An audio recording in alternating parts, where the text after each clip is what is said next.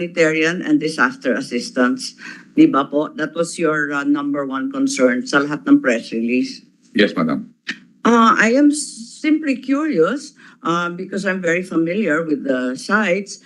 Unang-una, bakit dalawa sa isang probinsya? Bakit dalawa sa Cagayan?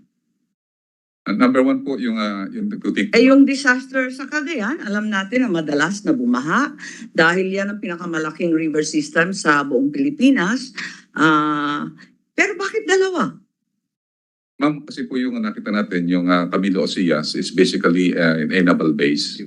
And then yung sa kabila po, ma'am, yung sa Lalo is an airport. And we were able to use those two bases, particularly during 2009 major.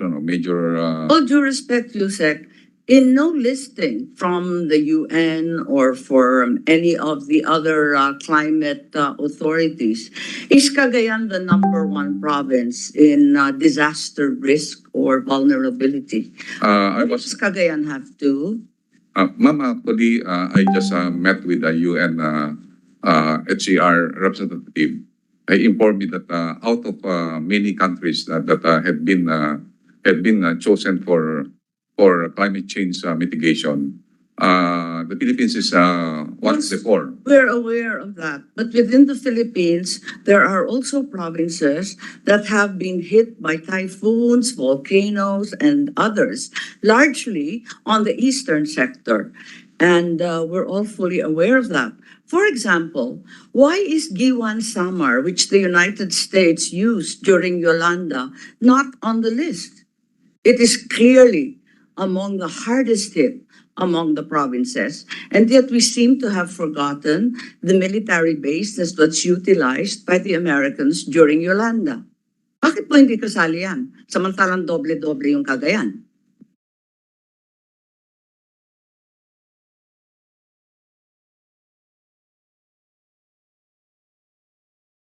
Ma'am, if we look at the selections of the EDCA, it is based on multi-use capability, and we have seen that the EDCA sites, Camilo Ocias is very strategic because it's Okay.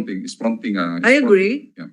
Opo, Yusek, yes, it's multi-use capability therefore. And in fact, the claim that it's for disaster preparedness is untrue. The disaster It's preparedness. actually multi-use capability for something that remains unmentioned. Capability for what, sir? Clearly, this is no longer high disaster risk and vulnerability. As I have said earlier, HADR is one of the purpose of the EDCA. Maybe when I said it that the majority of the use of the EDCA site is on HADR, but the EDCA sites has been designed by the Armed Forces of the Philippines and also our counterpart on many different aspects, including maritime security and also Okay. the protection of our fishermen. Nabanggit na po ninyo yung maritime security, pero iisa ang nasa Palawan. Tama po ba?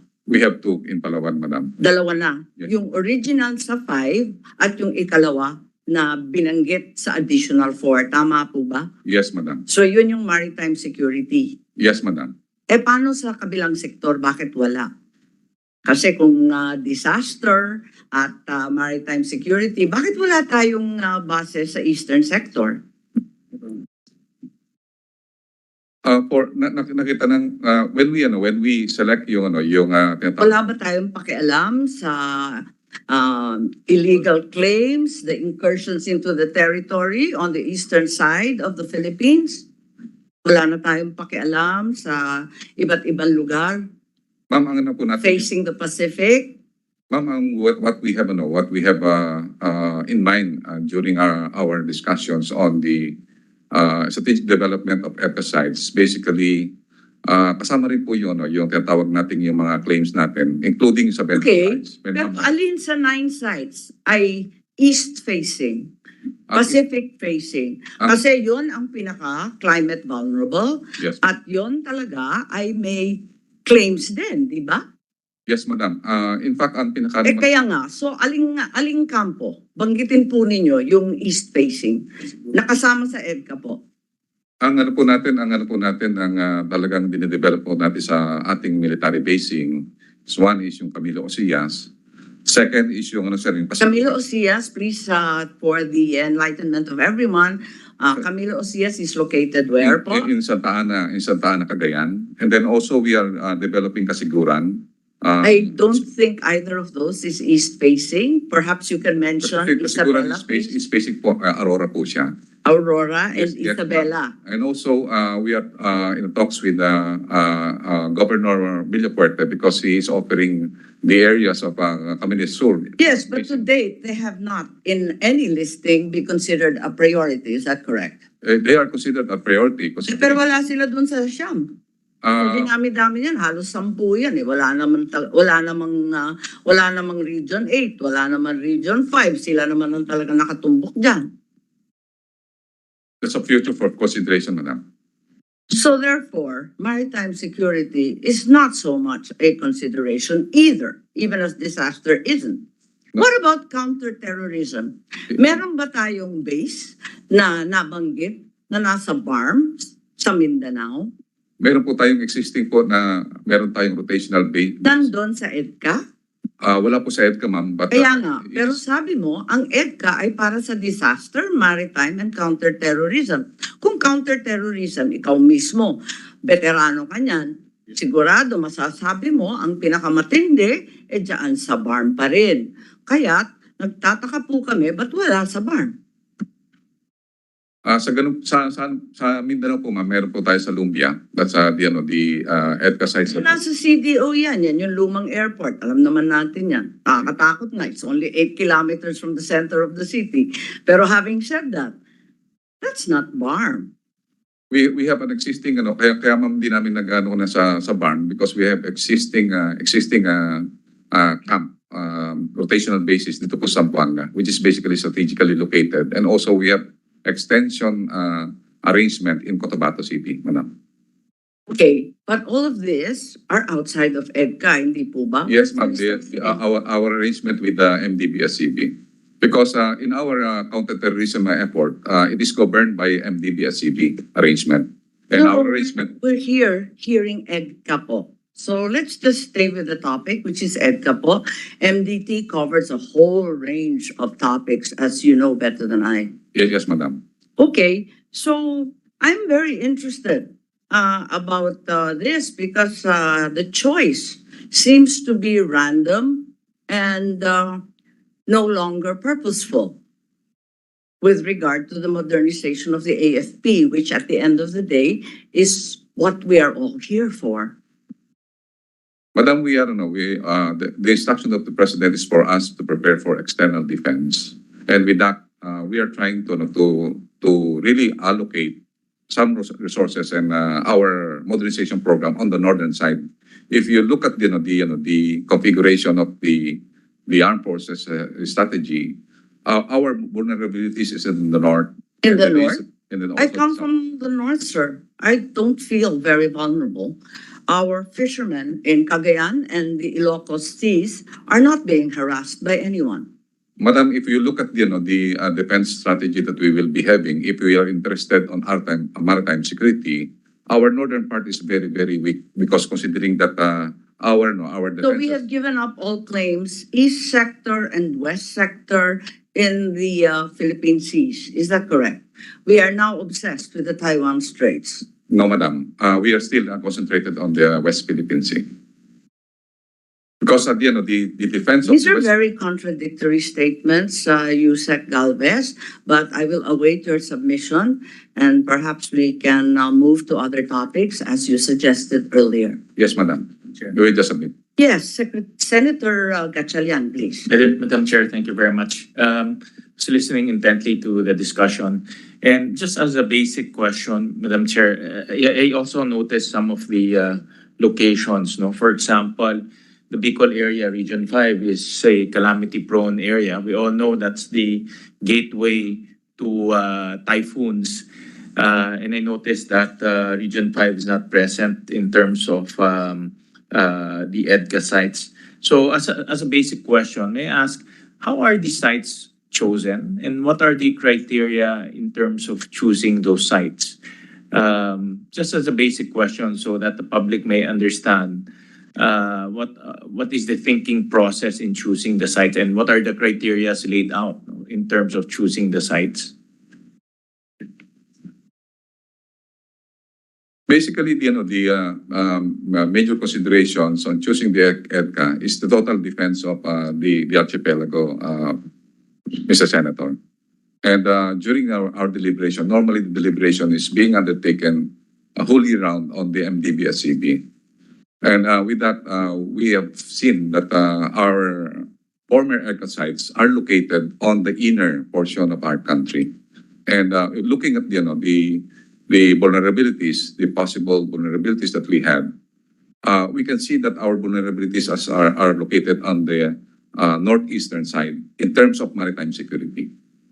While on the disaster side, we see that our experiences that in the areas of Cagayan and also in the areas of Isabela, we have experiences that these areas have been isolated during the previous typhoons that we have experienced.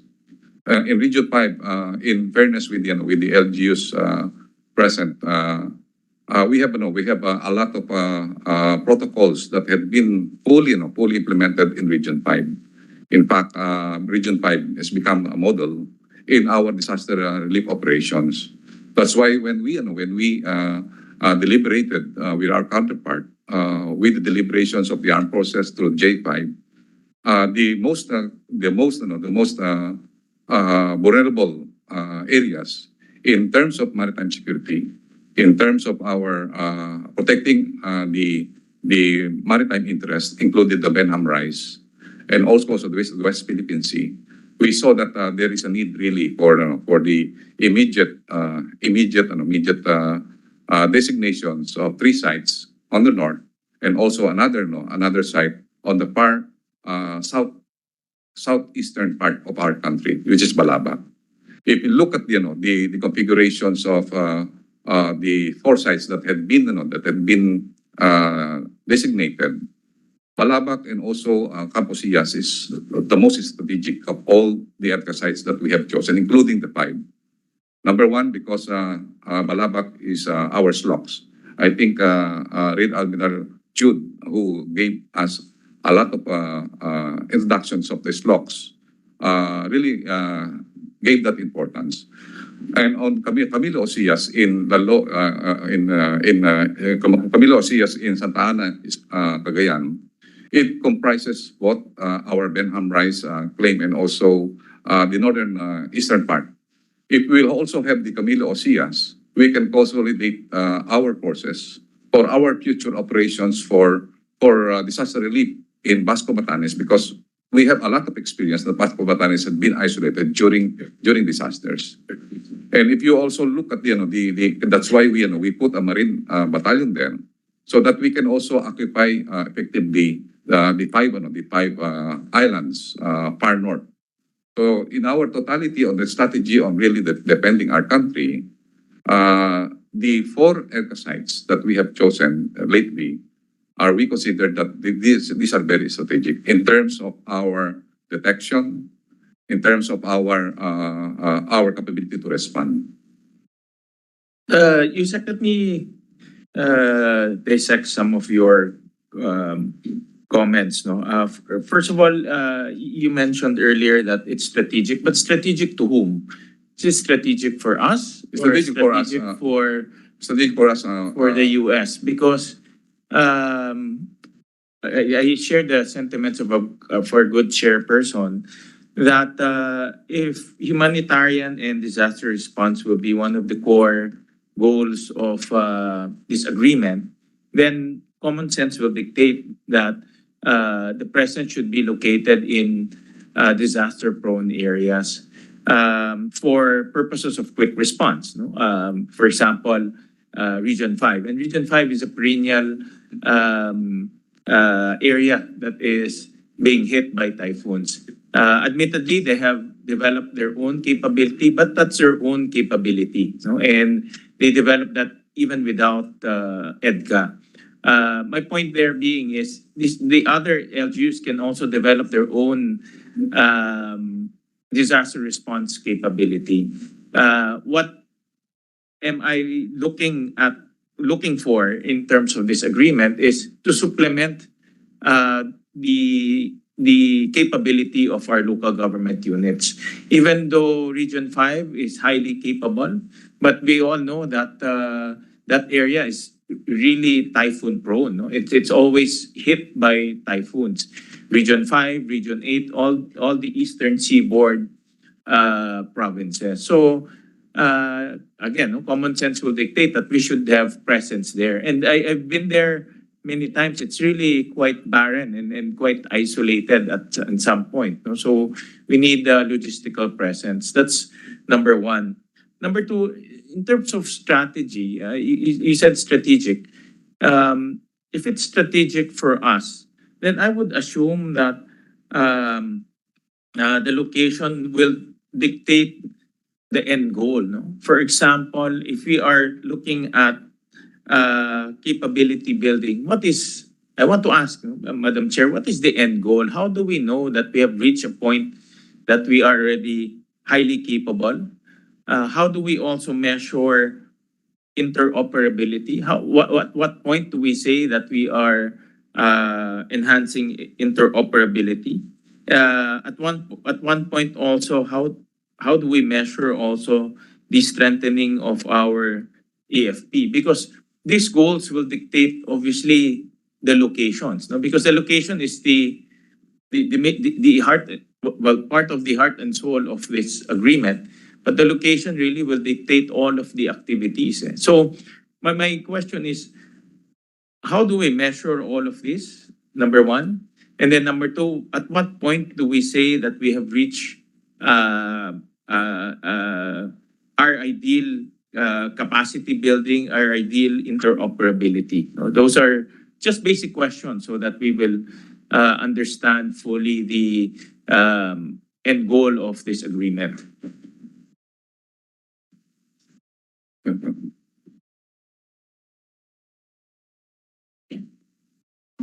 Good morning, Your Honors. I'm Gerald Centino, Chief of Staff. Sir, in regards to the choice of the location, we consider a naval base, OCS, in Santa Ana very strategic in the sense that we are projecting forces in the islands. We have a Marine battalion in Santa Ana, Cagayan, and we have a Marine company in Batanes. In the past, we didn't have any forces there. Our forces were concentrated mostly in Mindanao. And we didn't even have forces also in Palawan. We only have forces in Puerto Princesa.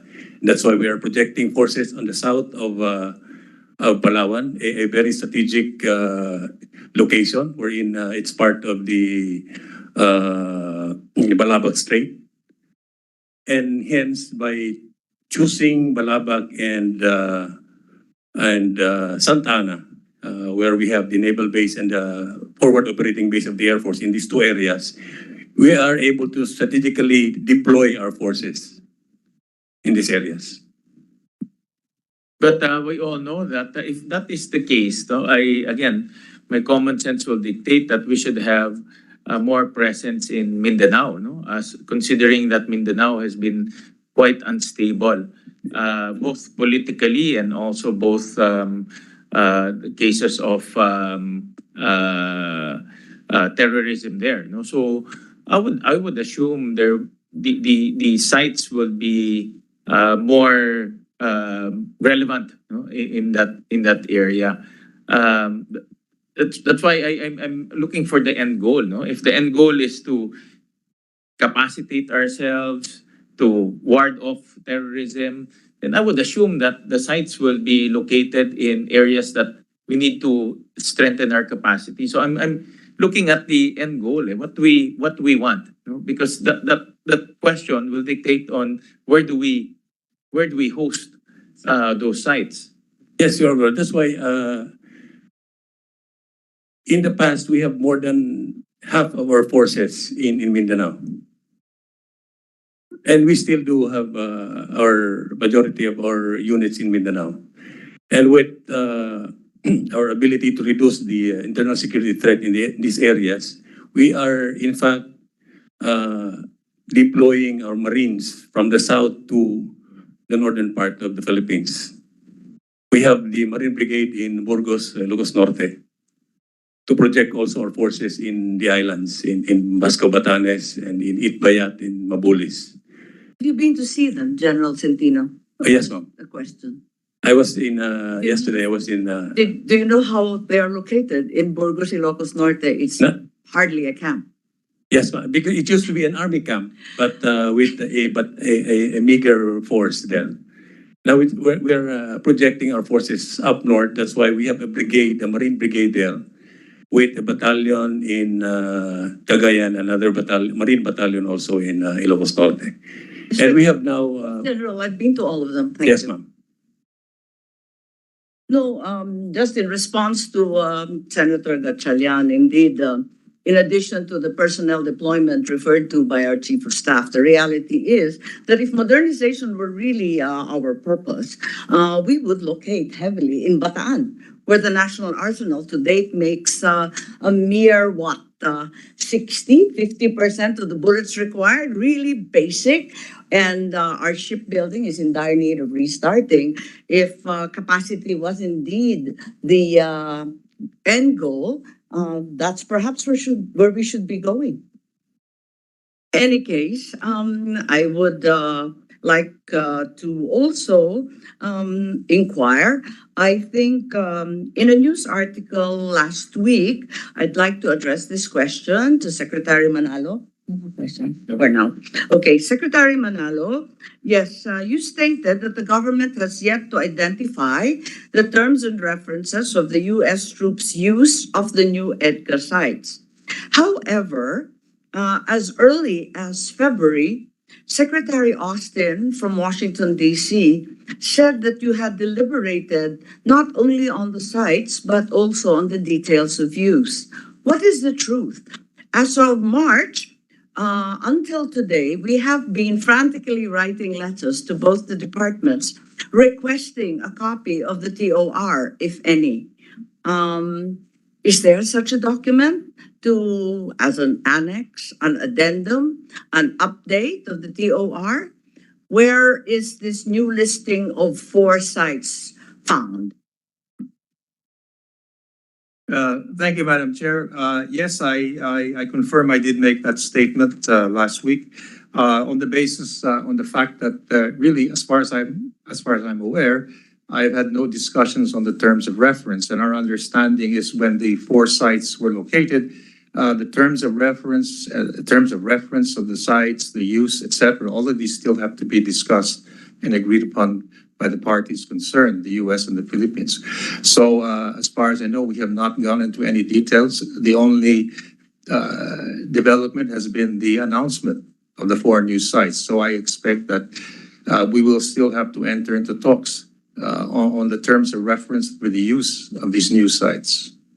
To therefore deny the claim of the United States that, in fact, an agreement had been reached in February. I'm not aware of an agreement on the terms of reference. I think perhaps what the Secretary of Defense meant is there may have been an understanding on the 4 new sites, but not necessarily the terms of reference. Is that for use. contained in an MOU then? Is the understanding encapsulated in some document that we can peruse? Perhaps Secretary Galvez. Yusek Galvez, please. Madam, there is an existing standard operating procedures to outline the management and utilization of facilities constructed and or improvements under EDCA. But this is still being deliberated, and it will be further enhanced. Kasi This- dalawang this- buwan na po kami nagfa-follow up, isa't kalahating buwan nagfa-follow up kung ano yung terms of reference. Hanggang ngayon, wala namang pinapaliwanag, wala namang binibigay. Ano po ang pwedeng ipaliwanag ninyo sa amin at sa bansang Pilipino? Ma'am, this is the general guidelines that had been written on the existing standard procedures. Number 1 is the designated areas in a limited number of AP bases will be shared and jointly used. So the specific document that reflects the agreement including the designation of 4 additional sites, is a guideline It is that is incomplete? it is a standard operating procedure, Madam, and the management and utilization of facilities constructed at a grid enhanced If it is an SOP, USEC Galvez, it is not a specific document? Is that what you're saying? Yes, I'm it is a specific document, Madam. That It's a is specific document, but it's only an SOP. SOP, Madam. This is only for procedures. Basically, it requires a further legal basis. You are therefore telling us that we are adding sites without any document in hand. This is merely a matter of understanding and some nebulous agreement made in some untold place by some unknown persons. Yes, Secretary Manalo, please. Thank you, Madam Chair. If I could just, in Article 2, Paragraph 4 of the agreement on the EDCA, it states in the last sentence of that paragraph, and this refers to any new locations.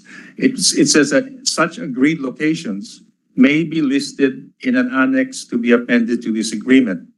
And therefore, Yes, precisely, Secretary Manalo, we're looking for the annex, the the addendum. before they're listed, Madam Chair, before they're listed in the annex, it would have to be subject to an exchange of notes between the Philippines and the United States.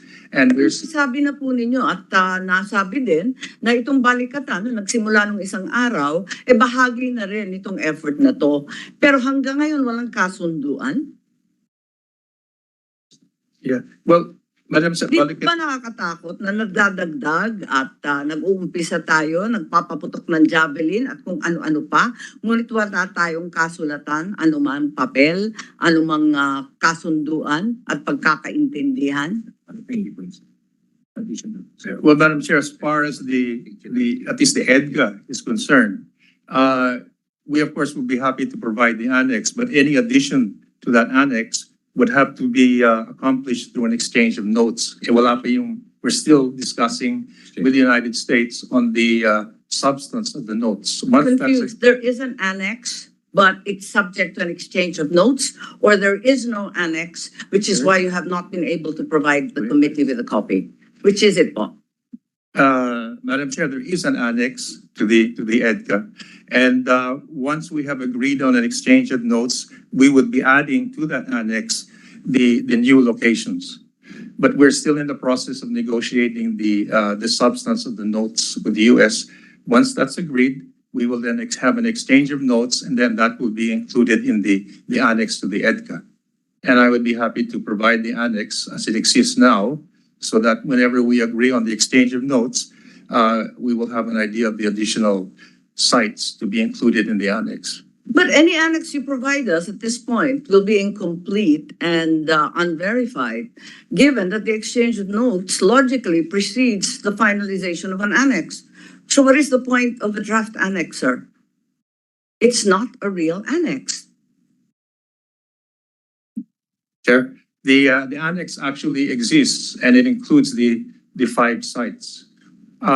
Yes, Once- the original 5. The original 5. Natin yan. Walang problema yan. But once we agree on the exchange of notes on the new sites, that will then be included in the annex as the new sites. So despite the many announcements, we have not agreed?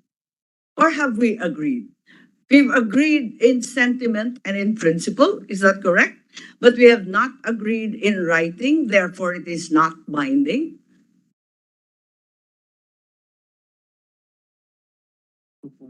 Yes. Once the exchange of notes are made, then it will be reflected in the annex. But until those exchange of notes have not yet been completed, it will not be reflected in the existing annex. Oo, syempre naman, talaga namang dapat muna yung exchange. Ano? Saan ka nakarinig may annex na hindi pa pinagkakasunduan, naging annex ng sarili niya. Hindi naman pwede yun. So the annex is of no value. There is no annex for all intents and purposes until today, as far as we're concerned. As far as the 4 new sites are concerned, there is no written agreement contained in an annex of the EDCA. Is that correct? Yes, Madam Chair.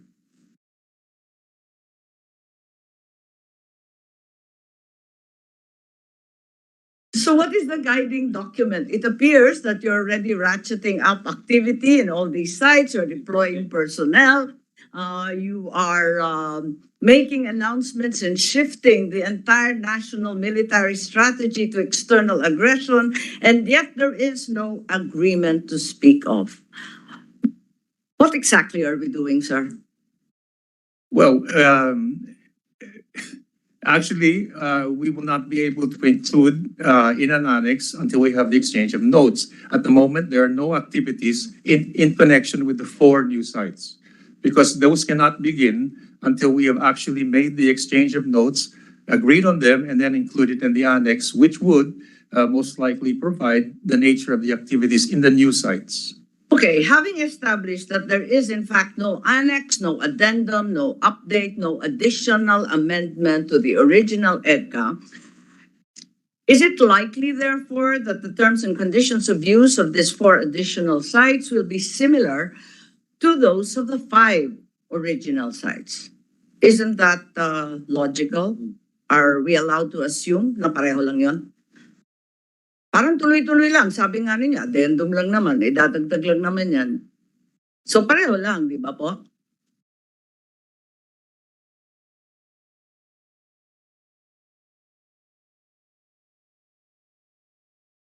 Yes. Is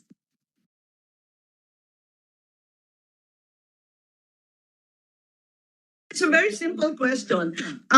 We can assume na more or less, yung karugtong, yung dagdag na 4, more or less will be governed by the rules and guidelines and terms and conditions of the original 5. More or less, magkahawig lang yan kasi dagdag lang yan eh. Tama po ba? Puro sa EDCA lang naman yan eh. Yes, Secretary Manalo or Yusek Galvez, either of you. Thank you, Madam Chair. Of course, as I said, it's still under discussion, but I think you're correct. We could assume that they will be similar to the what's existing already. Of course, they'll be guided, as you mentioned, by the main purposes as reflected in the EDCA, but we could assume that it will be similar to the existing sites. Yes, Chair, Senator if I may Pimentel, interject. please. Tandaan po natin, when we are discussing now with our counterparts, the end product is an annex to EDCA. So don't even attempt to change terms of EDCA. Wala ganun ha. This is just an annex. Ha? Para klaro po yun. That's why we're surprised nga na medyo matagal yung sagot na dapat sagot. Yes, because we're not changing the terms of EDCA. Klaro po yun. We're making that commitment.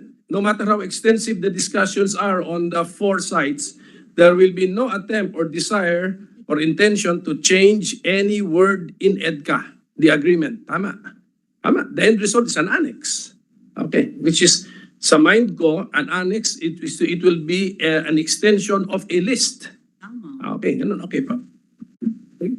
Tama. Yun din ang intindi ko. Kaya ako nagtataka ba't hindi kayo makasagot. Di ba more or less, syempre, kahawig, hindi lang more or less. It has to absolutely comply with the main body of EDCA. Tapos dagdag lang siya na listahan na kinabit lang doon. Di ba? Ganun lang yun eh, di ba? Ganun lang kasimple yan. Okay, which brings me to Article 4, Paragraph 3 of EDCA. And this has to do with the prepositioned material of the U.S. forces for the exclusive use of the U.S. with full title and with absolute control over the access and disposition of said prepositioned material and have the unencumbered right to remove and place such prepositioned material at any time in the territory of the Philippines. So definitely, yung Article 4, Paragraph 3 ng EDCA will also apply to that annex whenever it is completed. Di ba? Tama? More or less, di ba? Kasi pareho lang eh. Dagdag lang sa listahan ng utang, di ba? O listahan kung ano man yun. Okay? So, my question therefore is, given the heightened state of tension in the Taiwan Straits and the new United States National Defense Authorization Act of 2023, are we to understand that the United States will be allowed to store its military assets in the EDCA sites, whether north or east or west, as you have indicated, for the defense of Taiwan? It is very clear in the new law, in the new American law, that a regional contingency stockpile will be established for Taiwan. Note that the term utilized is regional, not merely national, to be located in Taiwan. Are we therefore to understand that the United States will preposition said material in the new EDCA sites, at least in accordance with the provisions of the original EDCA? Article 4, paragraph 3, as read, is very, very clear cut.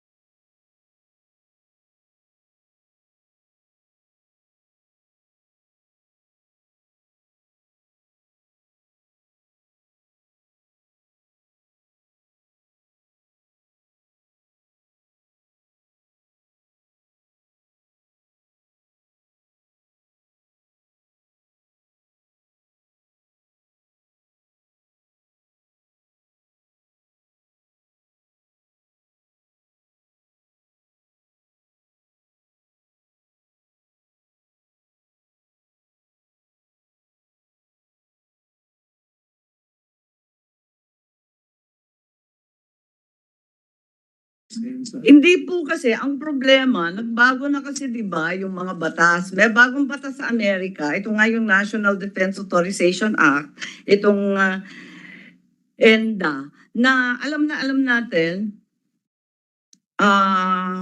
hinahayaan na magkaroon ng regional contingency stockpile para sa Taiwan. At maliwanag doon na pwede nila ilagay sa iba't ibang parte ng region. Assuming the alliances that are now prevailing, perhaps Japan, Australia, and elsewhere. I am simply curious because an American newspaper, by way of example of said regional stockpile, uses as an example the Philippines and the firing of the Javelin anti-tank weapons on April 13, 2023 in Fort Magsaysay, Philippines. So we are clearly being identified as one of the areas where this regional contingency stockpile for the defense of Taiwan will be located. Are we in agreement with that? Yes, Senator Gatchalian, please. Madam Chair, may I add? I think most of our constituents, including myself, fear that this agreement may lead to the Americans using our country as a staging area for their military activities outside of the Philippines, so whatever that is. No? And that is actually in the minds of our people, our constituents, including ourselves. So may I ask, in line with your question, may I ask Yusek Galvez or Yusek Manalo that will this lead to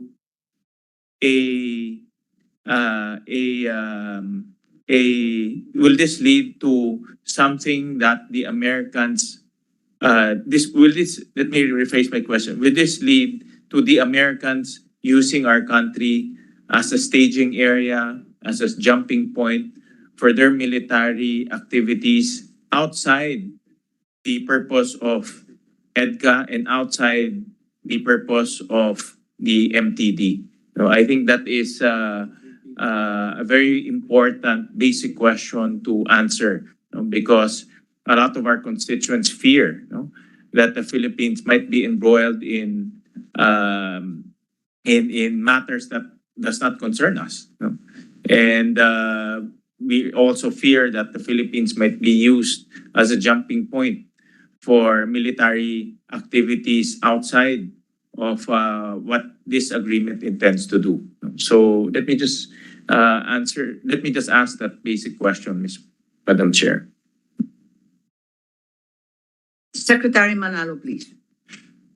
Thank you, Madam Chair, and thank you, Mr. Senator, for your statement. I think your concerns, of course, are well-founded. And I have always made it clear whenever asked about EDCA, for example, that it's clearly, as far as we are concerned, it is not aimed at any third country. It is mainly for the use of the Philippines and in connection with our treaty with the United States. All I would like to add further is that in connection with Madam Chair's point made a bit earlier on paragraph 3 of Article 4, I would just suggest that the implementation of this particular paragraph should be read in conjunction with, for example, paragraph 3 of Article 1, which clearly stipulates where, or would suggest where such material, whatever other assets, would be used. And that would be in conformity with the objectives laid out in paragraph 3 of Article 1.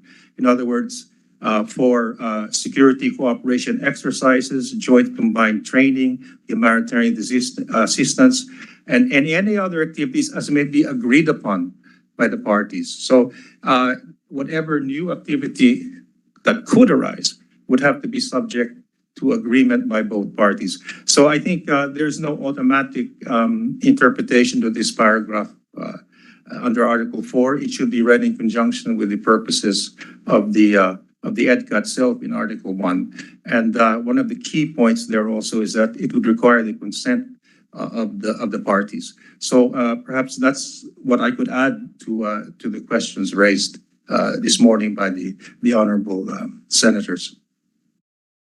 Chair, just to pursue, so in Article 3, number 1, there's a specific activity here, refueling of aircraft, bunkering of vessels, temporary maintenance of vessels. And then in Article 4, number 2, prepositioning could have, no, the other one, Article 4, number 1, you can actually store materials, supplies. So all of these are meant to support the interoperability purposes and also the capacity building purposes of our local armed forces. It's limited to that. No? Meaning when they refuel their vehicles and their aircraft, it's limited to interoperability and limited to capacity building, not to go to another country and participate in any military activity there. Is that my understanding? Is that understanding correct, Madam Chair and Secretary? Yes, sir. I have a question. If, as Senator Gatchalian said, these exercises or these efforts or the EDCA itself should be limited solely to interoperability and capacity building, why then are we firing Javelin anti-tank weapons with a balikatan? Is this still to do with that? Madam, we have to develop our capability on anti-armor. Is this also included? You're saying that we will very shortly be producing Javelin anti-tank missiles? That is one of the aspiration of the Philippine Army. Well, we have many aspirations, sir, but are we actually going to do this given that we grossly need bullets that we cannot produce? Ma'am, in our defense, in our collective defense of our country, we need to prepare our armed forces, including the Army, on its capability on anti-armor. And anti-armor capability is one of our primordial. No, I'm in complete agreement with you. Gabi-gabi natin napapanood ang nangyayari sa Ukraine at ang matinding gamit ng Javelin laban sa mga tangke ng mga Ruso.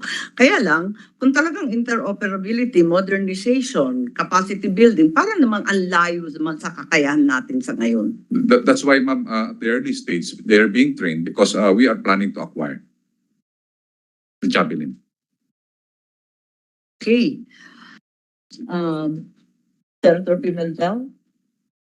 These javelins that we are planning to acquire are good for what? For the Philippine Army, for the anti-armor. For what po? In what kind of warfare ba yan? To just anti-tank ito? Anti-tank, yes. So Anti-armor. we're envisioning foreign invading tanks within Philippine territory. Yan po Yes, yun. we have to know. That's the only use niya, di ba? We have to develop that, Your Honor, because if we will develop our minimum deterrent capability, we need Part of a scenario, siguro. Yes, yes, Part of a yes, scenario, yes, just in case. just in case. Just in case there will be tanks on Philippine land which we need to hit. We need anti-tank, no. But anyway, that's just part of a scenario. Preparations. Pero ano yan, how prioritized is that? Talagang top priority ba yan? Javelin. We included that in the Horizon 3, Your Honor. Pero sana po, hindi lang tayo makiuso na, nasa news, nakita natin sa Ukraine, sikat, effective, ganun, javelin. Pero iba naman yata situation doon dahil sila, connected by land po sila eh. We need to develop our army capability and our land capability on anti-armor. That is a basic requirements on our capability. Hindi, agree po naman ako doon, the exposure to anti-armor technology, anti-armor weapons, exposure, kita natin, may naging part ng aspiration, pero is that a priority natin? Yes, sir. It's a priority of our Horizon. Both the Marines and the Army, it is their priority. A part of defense, defense, Yes, yes. Defense frame of mind po yun, ha? Yes, Your Honor, because we believe that as part of the defense in depth, after we fail to maybe interdict by air, by sea, the last defense that we had is by land. And normally, in terms of enemy attack, the Army and the Marines should be capable of anti-armor. Thank you, Yusek. But as you said, we are an island nation, an archipelago of over 7,000 islands, and certainly a land invasion would probably be the last following an air and sea attack. In any case, I'd like to go back to the original question in Article 4, Paragraph 3, allowing the U.S. to store its military assets, for all we know, nandyan na sila, for the defense of Taiwan. Kasi talaga naman, ang liwaliwanag ng probisyon ng EDCA, exclusive use of the U.S., full title to equipment, supplies, and material, control over access, unencumbered right to place and to remove. Ibig sabihin, hindi natin alam kung ano naman ng ating mga base militar. Tama ba yun? For all we know, the Philippines is now going to be the key stockpile of weapons for Taiwan. Kasi hindi naman natin pwedeng tignan, di ba? Ando naman sila, nakatago. Wala naman tayong access. Under lock and key ng Amerikano. Kahit yung base militar atin, kanila naman lahat ng bodegang yon kung bodega man. Paano natin alam kung stockpile yon para dito nga sa regional strategic contingency stockpile? Ma'am, we will just read the provisions on our agreement that all all agreement with the U.S., including the MDT, BFA, and EDCA, we never meant to provide blanket clearance for any activity. Each activity, including the provision of supplies. Okay, is but subject to planning Article 4 is process. pretty all-encompassing as I see it. As a matter of fact, baka may gamit na dyan na para sa Taiwan, di naman natin alam. Ma'am, we don't have that kind of equipment that being stored as of this moment. Normally, kung makikita niyo, ma'am, How do you know when Because the we unencumbered access is with the Americans and not with us? the camp commander have all the access, including the areas to be billeted with the U.S. Meaning the supplies that will be stored to EDCA should be approved by the commander. May listahan po tayo ng lahat ng gamit na nasa EDCA sites. Yes, Meron ma'am. tayong listahan ng gamit ng mga Amerikano. That's the Sure ka agreement. ba? That's the agreement, madam. In fact, kung makita natin, ma'am, yun, in fact, yung malaking mga warehouses na pinapagawa natin sa EDCA are HADR warehouse, including Pwede makita yung listahan? Kasi hindi Sa- pa ako nakakita ng listahan ng Amerikano eh. Ma'am, for now, Alam ko, walang listahan eh. ma'am, for now, we don't have any items in the EDCA because the EDCA projects are still ongoing. But I thought you just said that 5 are turned over and completed, an additional But 3 there is by the end no, of the it's year. not They are being used yet. It's not completely being empty used yet. and useless. It's not being used yet because we would like to complete all the projects because all of the projects in all of these EDCA sites should be completed and operationalized. And those Kailan yun? Kailan yun? Kasi sabi ninyo by year end, may 3 pa. Pero yung 5 completed na. So they're actually completed yung 5. So malamang may gamit na yon. wala pa po, ma'am. Wala pa. Wala pa, ma'am. Pero in the event na magkaroon ng laman, bibigyan tayo ng listahan. Yes, madam. Sigurado tayo. Yes, madam.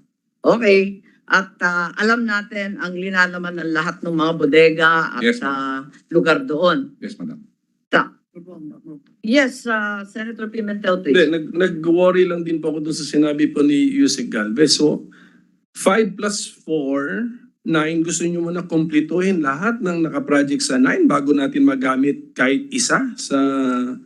Ano po yung nasabi nyo? Gusto nyo kumpletuhin muna lahat bago gamitin ng completed premises na ng isang project? Nasasayangan ako, for example, itong sa Basa Air Base, completed. HADR warehouse. Hindi ba ito na yung sa humanitarian assistance and disaster preparedness? Tama po ba yun? May warehouse na, completed na. 1.7 million US dollars nasa Basa Air Base.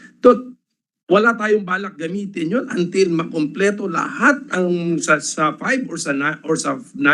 Is that the implication of the statement? No, sir. Ano natin is sa 5 na na-complete na. Sa ngayon po, wala pa po tayong items. I'm talking about the items. Correct. Andiyan na nga sa report ninyo, meron ng HADR warehouse. So, yan ang gusto ko, non-military pa yan. Tinulungan tayo ng treaty ally natin. Okay, and it's disaster preparedness. Ayaw pa ba nilang punuin yan? Sa ngayon po, Na mga ng supplies na kailangan natin. Sa ngayon po, Your Honor, nagamit na po yung ibang facilities. Well, I'm referring po yung sa items na tinatawag nating yung nagamit So, for may gamit na dati, may listahan na dati, pero naubos lang? Ma'am, Or talagang hindi nagamit ever? Nalito po kami. like for instance in Fort Magsaysay, it's HADR warehouse. So, building lang po yun, sir. Walang mga gamit, but it's being used. Even tayo ang gumamit doon naka-park yung mga aircraft natin. And even during the calamities, doon natin ginamit for the paglagay natin ng mga relief goods. General, Yes, sir. Fort Magsaysay, yan. Sabi ng report ninyo, status of approved EDCA projects, 6. Completed, wala. So anong sinasabi nyo kung completed? Wala eh. Yung project sa Fort Magsaysay, 6. Completed, 0. So what project are you referring to na completed na? Yung warehouse, sir. It's not even the report na completed na. So what are we talking about? I mean, nakakalito eh. Okay, at any rate, let's assume na completed na. Ang pag-preposition ng materialis doon for HADR, tayo or treaty ally? Treaty ally, di ba? Treaty ally is the expected party to fill that up with the relief goods or materials. Okay, We can also use it, sir. I know. We can use it. Pero theoretically, sila, di ba? Kasi nga, full control nga nila yan to preposition their supplies eh. Ba't nila ginagawa? Nagagamit natin, sir. During one of the disaster, nagamit naman natin ang warehouse. Ginamit nyo siguro as a space to sort out materials, Yes, sir. gather kayo, and then after the disaster, napipamigay na ninyo lahat. Now, it's empty again. Okay. Assuming na full na nga siya, hindi ba part nga ng purpose niya as an HADR warehouse is for our treaty ally to preposition relevant equipment, supplies for disaster relief? Can we not ask them to do it already? We can probably ask, but right now wala pa po silang gamit nun, sir. Theoretically, we can ask them and they can use it. Kunyari in good faith ba? Yes, sir. Yes, sir. Good faith. Gusto Wala natin naman, EDCA. they can use it, but Disaster preparedness. We want to help the Philippines. We have many supplies. We want to pre-position. In good faith, pwede nang gamitin. Yes, sir. Tama. Okay. Good. Sana gamitin na. Para makita na natin na how EDCA is being implemented. yes, sir, it's being used actually, sir. Pero yun nga, wala ang gamit doon. Because it's just a hangar. Kung minsan nagagamit pag napasok natin yung... Nakita ko na yun eh, ang laman, Hindi. Pilipino pa nga na donations, di ba? Kaya tayo medyo hindi lang kakaintindihan kasi una sa lahat, hindi pa siya tapos. Yes. Ginamit ang nasa mind ko warehouse, ang sagot mo pala hangar, so iba. So, doon lang tayo sa tapos na, yung warehouse na tapos na, nasa report ninyo tapos na, nasa Article 4, pwede na nilang gamitin to pre-position their supplies. Sana gawin na. Yes, sir. Nakikita na natin in action yung EDCA. Yes, sir. Na it's for the purpose na gusto natin. It's more of the non-military type of purpose, the humanitarian assistance. Sana ganun. So I do not know who can encourage our treaty ally or treaty partner to start using it unless it is not allowed. Yet, kasi doon ako nag-worry sa statement ni Jose Galvez ka na gusto niya tapusin mo na lahat bago gamitin kahit yung tapos na. So ano sir? Is it allowed to use the on a per structure basis when they are finished? Yes, sir. Yes, sir. Ayun, so sana magamit na po natin. Kasi pagkakalam ko, meron din yata itong initial lifetime eh. Itong EDCA na ito and it's about to expire next year. Siyempre kailangan magpakitang gilas yung implementation of the agreement kasi kung wala naman napakitang gilas o epekto, why extend it? Yes, yes, sir. Okay, maraming salamat po, which brings me back to the statement of Secretary Manalo, who reminded us that the allowed activities under EDCA also includes the catch-all phrase, such other activities as the parties may agree upon. That's correct, right? And we all appreciate the fact that both have to provide consent and until such time there is no additional activity. Very simply, therefore, shall we allow the storage of material for Taiwan operations as you see it? We talked about humanitarian operations. We are all agreed with you. We're totally with you there. Gamitin na, wag hayaan na nakatiwangwang. Now na. Dalian natin. Pero, paano yung pag-iimbak ng mga weaponry, ng mga sandatahan laban sa Taiwan? Hahayaan ba natin o hindi? Yes, Secretary Manalo, since you said we can agree on additional activities, and you are absolutely right. Will we agree? Thank you, Madam Chairperson. If that should ever arise, that eventuality, we will be guided by the main purposes of the EDCA as stated in those relevant paragraphs. And we would not agree to any kind of activity or even materials not consistent with these agreed activities. And therefore, I think it would be along those lines, that if there were ever a proposal, we would have to find out whether it's consistent with this agreement. Also, as I mentioned, our view is that EDCA is not aimed at any third country outside. It's meant for the use of the Philippines and, of course, in connection with our treaty with the United States. So we will never at any point be part of what is now known as the regional contingency stockpile under the new American law. Is that correct? Madam Chair, that of course is the American law. I'm not completely familiar with the details of that, but as far as we're concerned, we will be guided by the provisions of the EDCA and our own national interest. And I think at this stage, our main foreign policy is really to be friends to all. And therefore, I think anything inconsistent with that would not be also consistent with our position. Thank you. Thank you very much, Secretary Manalo. Of course, in the event of U.S. military involvement in Taiwan, will we allow the U.S. air and naval assets to refuel in the EDCA sites? Will we allow them to repair assets in the various EDCA sites? Will we allow U.S. assets to be reloaded with ammunition at the EDCA sites?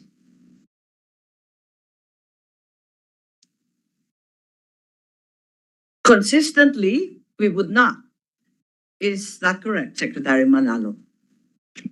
Madam Chairperson, if guided by the EDCA agreement, that would be correct. Yusek Galvez, what is your military understanding of the same? I will defer to our DFA, sir. Ma'am, that will be the position of the armed forces. The position of the DFA will be our position too. The DFA position is unclear. As we have said, the EDCA sites is not towards the other country. It is basically for our own defense and interoperability. Yusek Galvez, I know this is a difficult question, but certainly Senator Pimentel has already raised the issue that we should be in the process of renegotiating EDCA if it has served its purpose, and that means the Philippine purpose in our case. Are we rethinking the provisions already for next year's renewal? And what are the terms and conditions that we had in mind? I am fully aware that there is a promise of some military assistance, 100 million, which seems paltry by comparison to other countries. I'm also aware that the Philippines continues to own the military bases under EDCA. But for example, there is no reservation, occupancy and fee, or rental even, unlike the bases in the past. That's correct.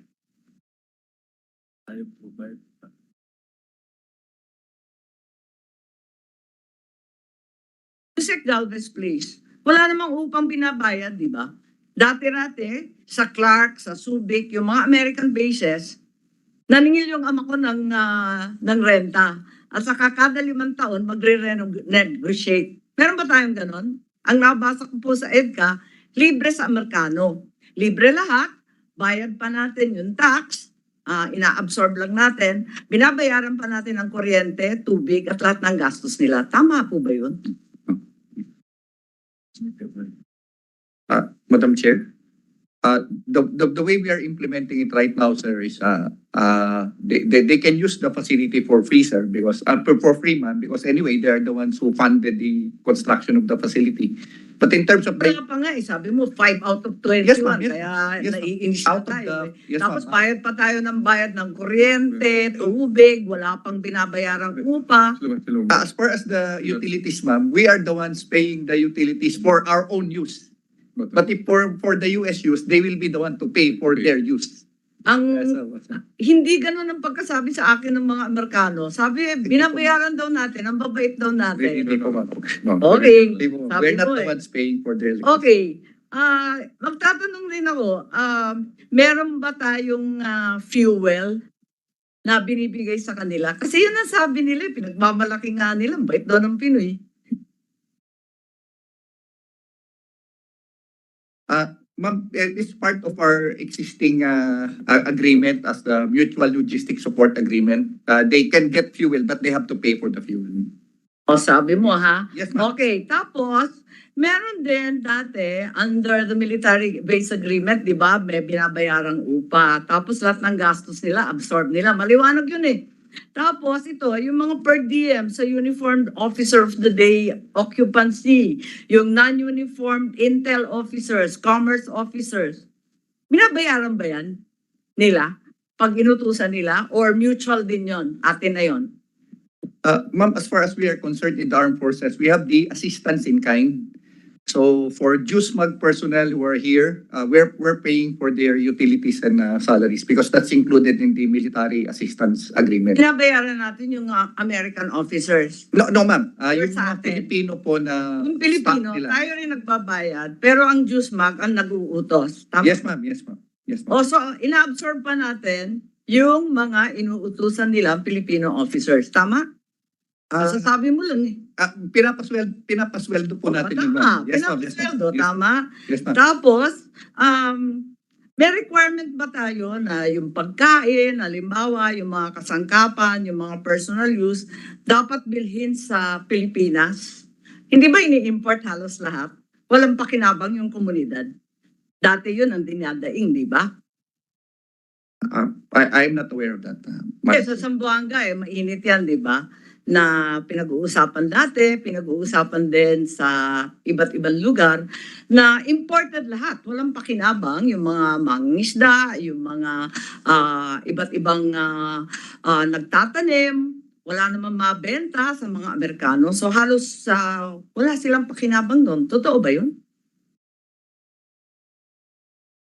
Okay, military vessels are usually required to pay docking charges, defense rates, di ba?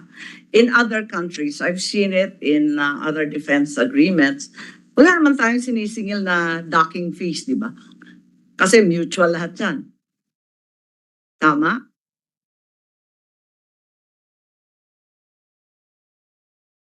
At saka, wala tayong limitasyon na 2 weeks ago, Indonesia conducted a very large exercise similar to our Balikatan, the Garuda Shield, during which they limited the number of Americans, as I understand it, to 10,000 men for a very short duration in combination with other countries, Japan, Australia, Malaysia, etc.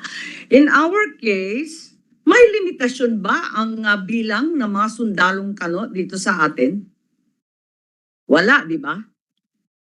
Kasi pag tinanong mo ang ating DND, nag-iiba from 15,000, 17,000 plus. Ilan ba talaga? At dapat ba nating hayaan na libo-libo ang darating? The numbers of the U.S. and other allied participants of the exercises depends on the agreement with the MDBSEB. It also depends on the expansion of the different activities. And this Yes, case, but from the usual 4,000, is it not correct that you yourself have stated that it will now be Balikatan upwards of 17,000? Tama? 17,000 total, with 12,000 of the U.S. forces and 5,000 of our forces, and also including 111 Australians. Okay, and that therefore they will be conducting 500 exercises which are more than the days in the year. That is correct? Wala bang limitasyon yung ating sistema? Magki-criss-cross yan, talagang dalampasigan na nila yung buong Pilipinas, naparain nila. Is there a limited maximum number of days per assignment? Yung parang 90-day visa ng ordinaryong turista?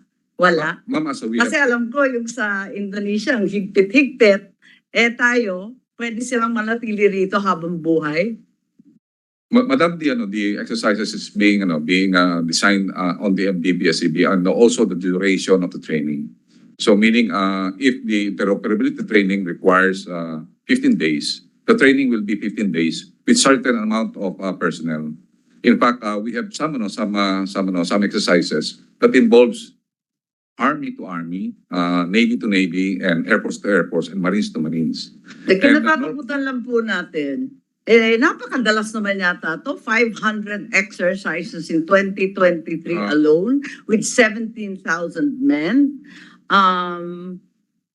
Ma'am, the Are 500 these are, numbers not enough to raise the hackles and alarm of Hello. the ordinary citizen? Yes, General. the 500 mentioned, I think, in the previous meeting by the J5, it refers to the number of MDB-SAB activities done for the whole year.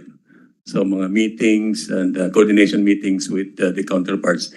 But yung exercises naman, di ba yun? Humingi ng listahan niya. Yes, ma'am. We Kasi can provide. ako ayaw naman bigay natakot naman kami, baka libo-libong mga kawalang magpapaputok ng anti-tank javelin kung saan-saan.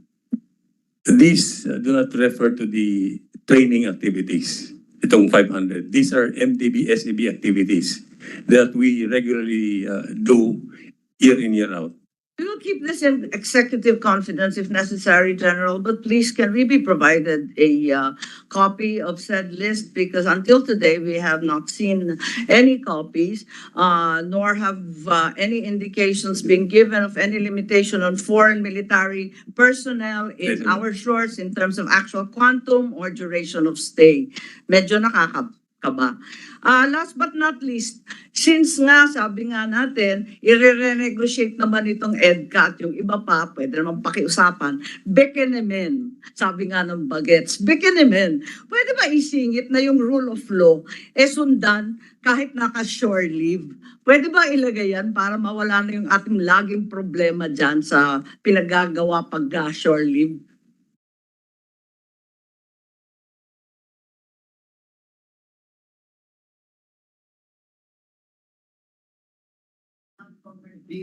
Madam, I suppose that provision is in the BFA.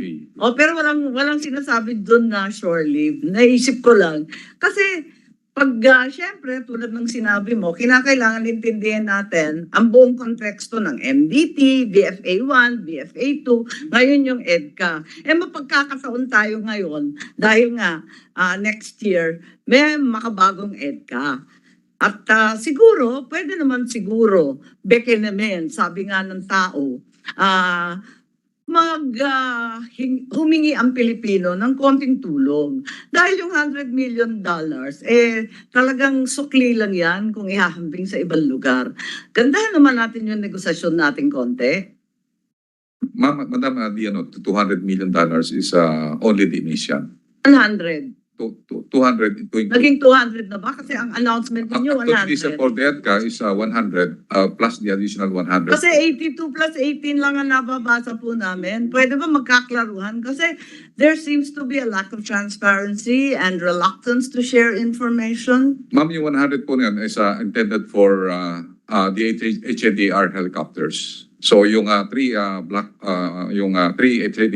medium lift helicopters for the 100 million. And the 100 million, the initial, as Secretary Austin said, this is of the initial release is another 100 million. So in total, it's already 200 million, Madam. So this is foreign military sales or outright assistance? Outright assistance, the FMF, the medium lift helicopter, this is 100 million. And we already... Once again, hihingi po ako ng listahan kasi hanggang ngayon, hindi pa namin nakikita yan kahit ilang beses kami nasulat sa inyo. Yes, ma'am, we will submit all the requirements of the Senate. Thank you very much. I hope we can iron out these things and alam naman natin na pagkakataon nito na mabigyan ang sundalong Pilipino ng karampatang armas. At sa wakas, makabago naman ang ating sandatahan lakas. Okay, there's very little information as well from the DND briefer as well as the DFA submissions regarding joint patrols. Sinabi lang, may dialogue, may planning mechanisms in place. The DND doesn't define the term disputed waters, just saying that disputed, basta bahala na yung arbitral ruling, ganun din ang pagkaintindi ko sa DFA. In the meantime, 6 days ago, manabasa ko sa dyaryo, the US and the Philippines have agreed to finalize plans for joint patrols. Ngayon, anong mangyayari sa joint patrols? Alam naman natin na medyo matindi ang nangyayari sa Philippine boats, including the unfortunate laser incident. Shouldn't we be very, very careful and scrupulous about these joint patrols to be undertaken with the United States, which, it should be observed, is a non-claimant in the West Philippine Sea? Yes, Secretary Manalo. Thank you, Madam Chair. Maybe I could start my reply by first citing, for example, the legal basis for joint patrols. These of course, are these types of operations, patrols, are consistent, first of all, our Philippine-US alliance, and also under UNCLOS, military vessels and aircraft of other states have the right to freely navigate within and fly over the EEZ of countries, as long as due regard is given to the sovereign rights and the jurisdiction of the country concerned, in this case, the Philippines. Joint patrol missions have been undertaken to pursue maritime freedom of navigation and overflight, and also to enhance maritime domain awareness. And there also have been cases in the past of having more than two states undertake such patrols. It's also noted that the U.S. side has also used the term joint sales and combined maritime activities. These appear also in the bilateral communiques we've had with the United States, more recently, the 2+2 joint statement. Now, could I just say at this stage, we are only in the process of beginning the discussing the operational details, which still have to be fleshed out between our agencies and the concerned U.S. Counterparts whenever or if ever we undertake such patrols. And in this, I mean, we still have to work out the terms of reference of these activities, which I believe should identify, for example, the maritime zone where they will be undertaken, and the relevant security arrangements. Many of these are, of course, are in detail. So, in other words, we have to begin discussing with the United States the nature, terms of reference of these patrols, and even if we would consider including other third parties, for example, Japan or Australia in such patrols. So these still have to be discussed. And we, of course, in the Philippines will be guided by the directives we have, that is of the right of freedom of navigation and the need to ensure that these patrols are consistent with protecting our national security. So these will be the overarching points, but the details, as I said, will have to be worked out, not only by DFA, but of course in conjunction with the other agencies who will actually be involved in such patrols should they take place. Thank you very much, Secretary Manalo. But the announcements deriving from the Department of Defense would indicate that the joint patrols are about to begin. Is that a misunderstanding? Is there a timeline that we are ignorant of? Madam Chair, my talks with the United Kasi ang States. pagkasabi nila, mag-umpisa na eh. Parang bukas na eh. In my talks with the United States, it was still along the lines I have just explained, that we still have to work out the details. But there is an understanding in principle that joint patrols and joint sales are definitely a possibility. Yes, I saw, as I said, the transcript of the 2+2 and heard the term joint sale with like-minded allies and so on. But is there a timeline? There's no agreed timeline, but definitely we would like to begin talks as soon as both sides can agree on to have. So, mali ang pagkaintindi namin at ng media na paumpisa na. I think in the sense that the actual operations are not yet about to begin because we don't know yet the terms of reference. But the idea, the notion of joint patrols is already more or less agreed, or there's an understanding that we will definitely look into them and hold them once we agree on the terms of reference. You are referring to terms of reference being absent, like the annex of the EDCA additional sites are also unavailable as yet. These terms of reference would refer to the UNCLOS or the NDT as their legal basis? I'm a little confused. The joint patrol derives its origin and legality from which treaty, please? As far as at least our interpretation is that they are consistent with, for example, the UNCLOS international law. And The UNCLOS includes military patrols? I don't think that's located in the UNCLOS, sir. The conduct of such patrols are allowed because they allow freedom of they are essentially Yes, but they're talking about commercial and other vessels. This is clearly a military patrol. Are we going to invoke the UNCLOS or is it the NDT? Let's look for a treaty, perhaps, or an executive agreement. Yeah. Anong basihan ng terms of reference niyan? Well, Madam Chair, under international laws, you mentioned the UNCLOS, military vessels and aircraft of other states have the right to freely navigate within and fly over their EEZ. Iba po yung navigation at yung actual patrolling. Kasi military exercise yun. Yung dadaan lang, edi syempre, dadaan lang. Pasintabi lang po. Yes, ma'am, that's why we would have to discuss the nature of such joint patrols. For example, if we decide to hold them within our territorial waters, that's a different story. If we decide to hold them, let's say within our EEZ, we will, of course will have to be guided by the international law and the UNCLOS, and we would have to make this clear with whomever we undertake such patrols. But all I The delineation of the territorial waters will be another long story, I presume. I don't want to prejudge, but I suppose that would come in the talks before we undertake such activities. The joint patrols have no treaty basis and are merely grounded in the general rules of the international law and the UNCLOS. Is this as vague as we get? Well, not only UNCLOS, as far as we understand, they would be consistent with the existing treaties with the United States. Of course, depending on the nature of these patrols and what we eventually agree on.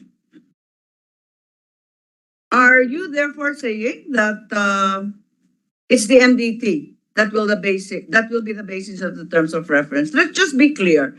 UNCLOS, the international law, the Philippine alliances. Can we be specific? MDT justifies joint patrols between the U.S. and the Philippines. I just want to be clear. It's the MDT, is it? Klaro lang po. Yes, madam. In the matter of, ma'am, can I answer?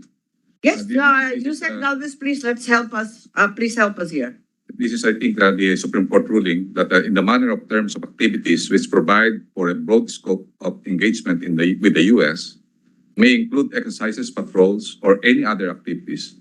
Joint patrols may be covered under the ambit of the Mutual Defense Treaty as part of the So individual. MDT po. Yes, madam. Actually, ma'am. MDT ang legal basis. Yes, ma'am.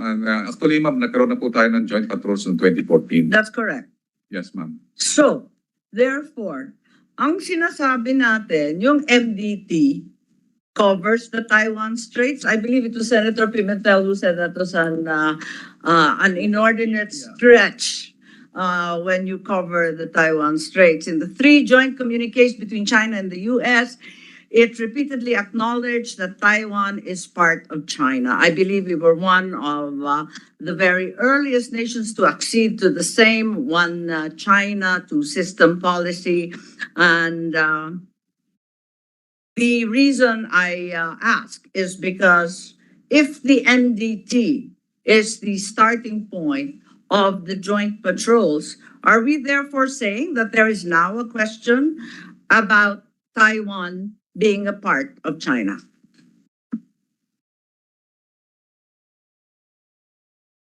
Has our position changed? Has the U.S. position changed? Our position never changed, madam. Perhaps Secretary Manalo or some lawyers in the DFA can explain to us, do we no longer subscribe to the one China, two systems policy? Madam Chair, we fully. Kasi kung kasali na yung Taiwan Strait sa MDT, medyo, di ba, it's a reach? Well, Madam Chair, we fully adhere to the one China policy. That's very clear, and we have made that very clear at all times. Okay, that being the case, I think in the same communiques, non-interference was underlined repeatedly. Does the MDT, to your mind, encompass situations where the U.S. forces are attacked while defending a territory neither controlled, owned, or claimed by either the Philippines or the U.S.? Di ba mutual defense lang ang pakay ng MDT? Does it still cover a situation where one of the parties acted unlawfully against a third state, in turn decided to retaliate? If the Philippines unlawfully interfered in the affairs of Vietnam, for example.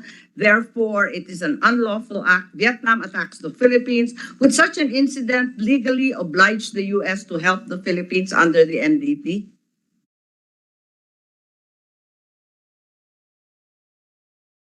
We were attacked, di ba? Paano na yun?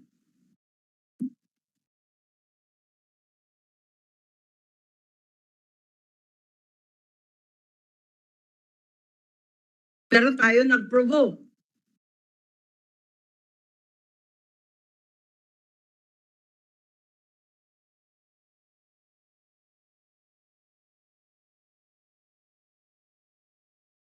Pag-usapan natin, if uh, there's a third country, di ba? Yun ang issue dito. Yung third country, paano kaya? Ano yung position ng US? Ano kaya ang gagawin natin? I believe that the main principles of the NDT is all defensive. Basically, it's to have a collective defense. It's not on the offensive. So, meaning the NDT can be invoked if we are attacked. Tama, di ba? Kasi external aggression, Yes, invasionary force, these are the situations envisioned by the MDT. However, we go back to the one China policy. If indeed Taiwan is recognized as part of China, in case there's an armed conflict between Chinese forces and Taiwanese forces, how would the armed conflict be characterized by the Philippines and the US? Would it be a non-international armed conflict and reduced to an internal squabble?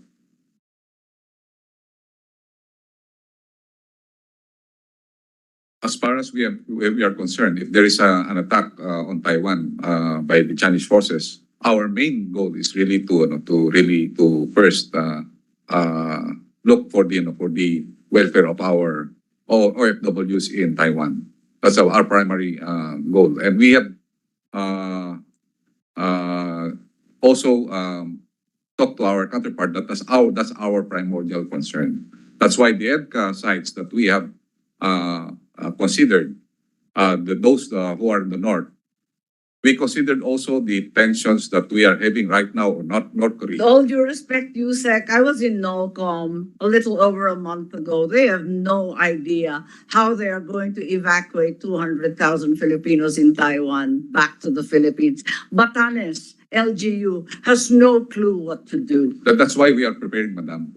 And neither does Department of Migrant Workers.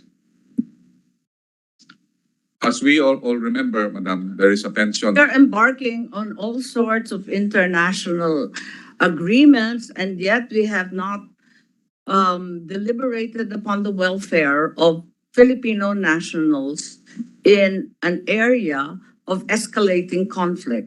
Actually, Madam, during 2+2, we have discussed that with Secretary Manalo, with Secretary Blinken, and also with Secretary Austin, that our primary concern in the outbreak of war in Taiwan, our primary concern is to evacuate the 150,000. And how shall we do that? The Navy clearly doesn't have the ships, neither does the Coast Guard. The commercial vessels are not willing That's to why be leased out. that's What why exactly would we do? the MTT that we are having with the US, we will be having some sort of preparations for that. Paasa na lang po tayo sa Amerikano.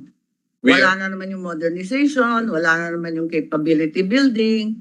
Basta ipagdasal na lang natin. Ma'am, that's the reason why we have decided to have that EDCA so that we have that preparations from now. Because we are looking at the possibility that Kasama po ba sa missing addendum ng EDCA yung evacuation ng Filipino nationals in Taiwan? Parang wala. ma'am, kasama po yun. That's what Nasaan? nakalagay po doon sa humanitarian assistance. Nakalagay po yung ano natin na when we Saan? It's Ma'am, not ma'am, within the ambit or ma'am, purpose of the original EDCA. Tapos ang sabi niyo, yung addendum will just include 4 additional sites. Walang sinabi doon tungkol evacuation of nationals in time of conflict. Ma'am, we have stated it clearly during our statement that our primordial concern during if there is an unfortunate event on the Taiwan crisis, our primary consideration is the evacuations of 150,000 Filipinos and to absorb further other evacuations of other nationals. That's why our preparation right now is that Wala na nga tayong sasakyan para sa ating nationals eh. Nag-volunteer pa tayo para sa iba. Wala naman natin ng Pilipino. Senator Gatchalian, please. Madam Chair, I was listening to the discussion. The referral to the humanitarian assistance, in my interpretation, is limited to the domestic events. No, for example, disaster response, calamities within our domestic premises. But now I understand that it can also extend outside of the Philippines. Is that correct, Yusek? So the EDCA and the MTD, the EDCA through the MTD can now extend humanitarian assistance to Filipinos outside of the Philippine jurisdiction. Is that yes, sir. Because during our planning, we have a planning. I was part of the planning during the conflict in South Korea. As we have remembered before, there is a tension between North Korea and South Korea that we have a planning that during the time of President Aquino, that we have a very difficult time of planning evacuating the 50,000 Filipinos in South Korea. And we plan to evacuate them through Jeonju and also through Japan, and then later to Manila.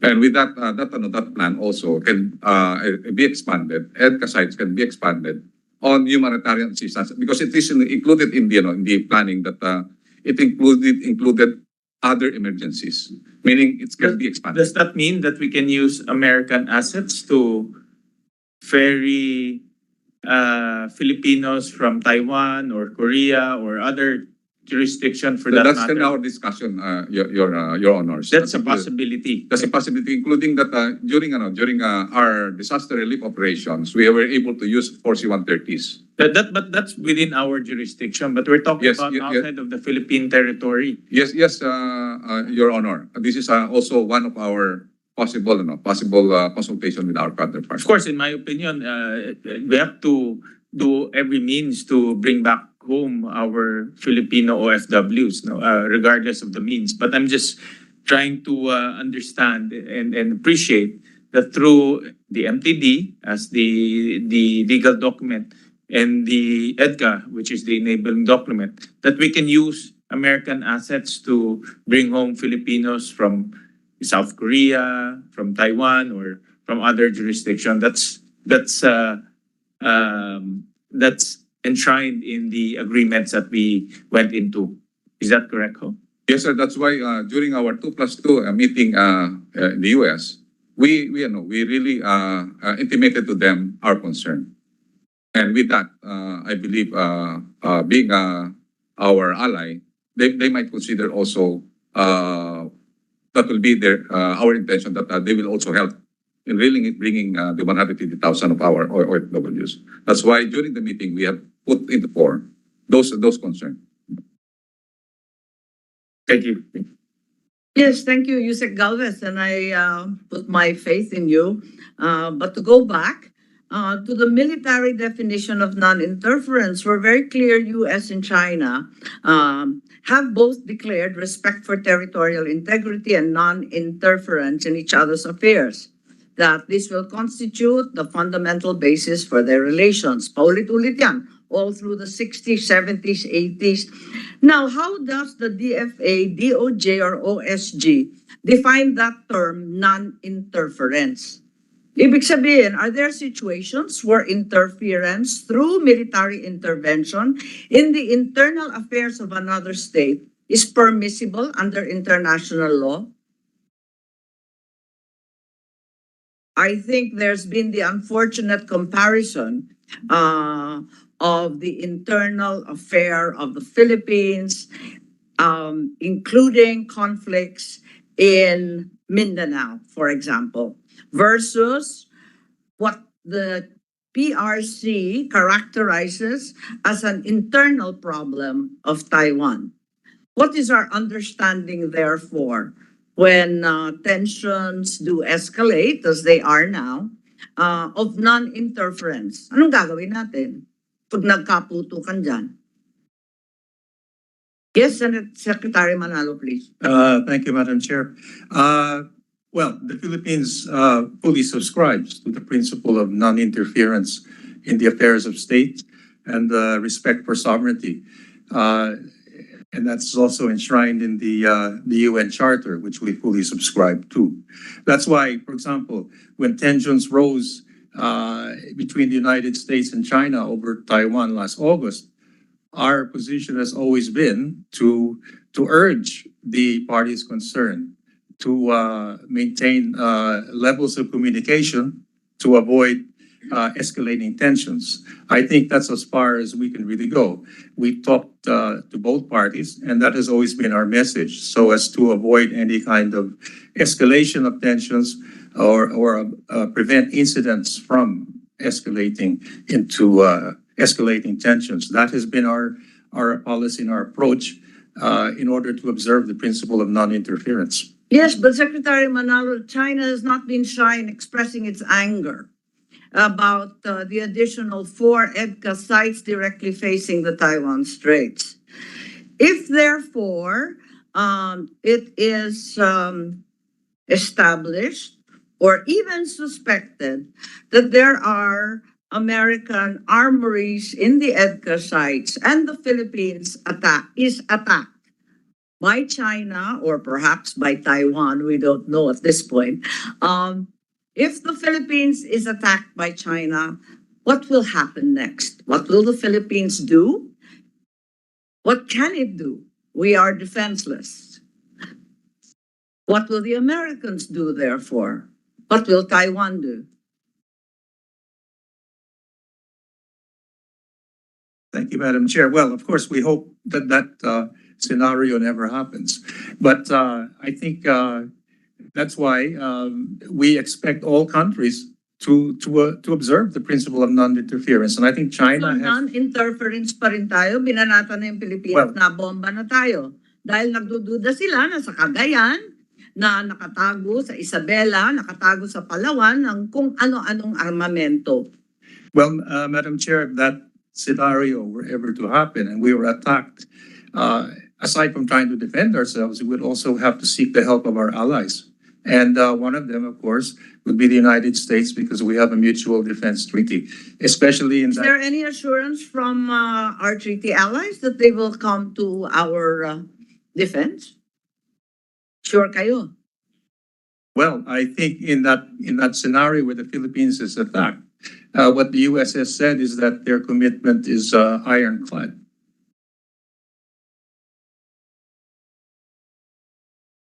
Okay, so that's still your definition of non-interference.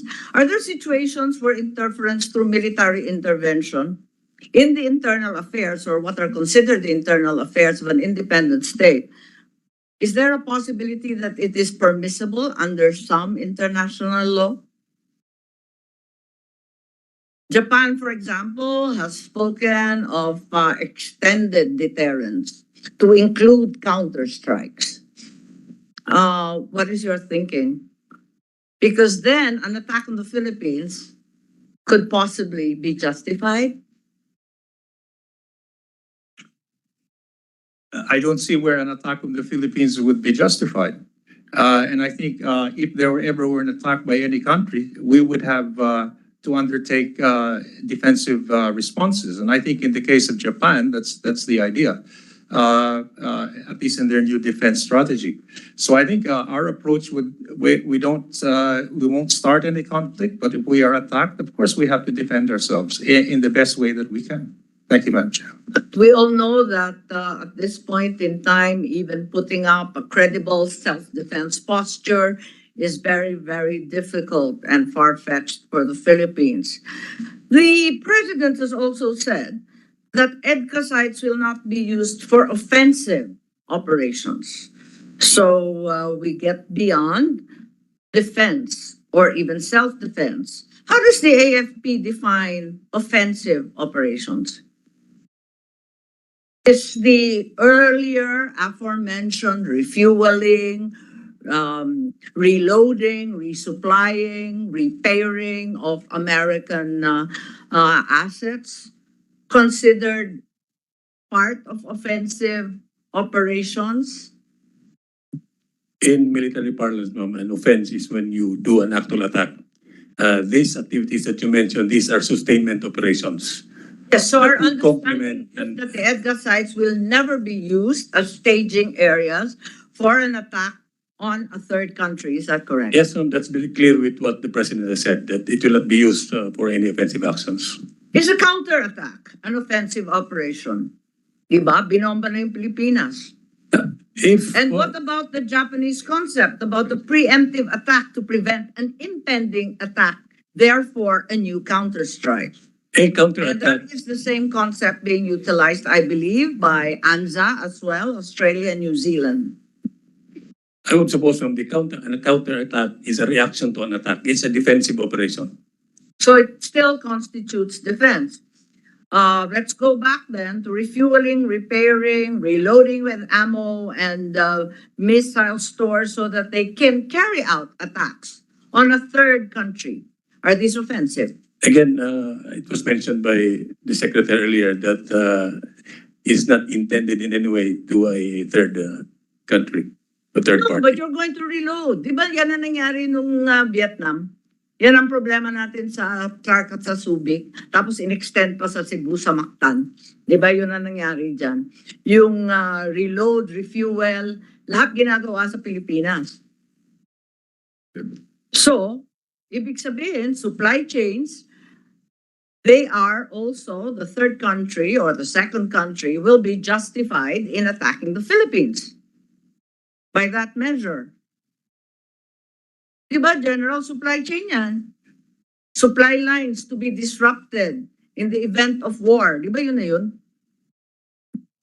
That would be form part. That would form part if we are already legally engaged into such situation, ma'am. Hindi. Magka-counterattack nga eh. Kasi binanata na nga yung Pilipinas. Ngayon, magre-reload, magre-refuel. O, babalikan sila. I think a counterattack. Offensive na yun ah. No, Diba? the counterattack is a defensive operations initiated after we are being attacked.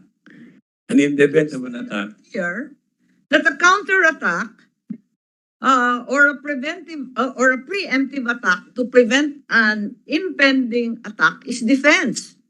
Parang nalito naman ako sa iyo. Where do we draw the line, sir? Nauna sila eh. Pinomba tayo. So yung mga kano, as stated, have an ironclad position that they will defend the Philippines. Okay, so they'll defend the Philippines. Dito sila re-reload ng ammo, magre-repair, magre-refuel, babanatan yung Taiwan. Offensive operation yan o hindi?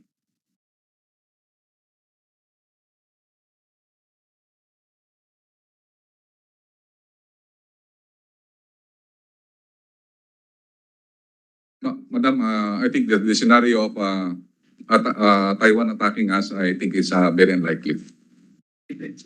So that's why Sabay dasal. But alam naman natin, we plan for the worst and pray for the best.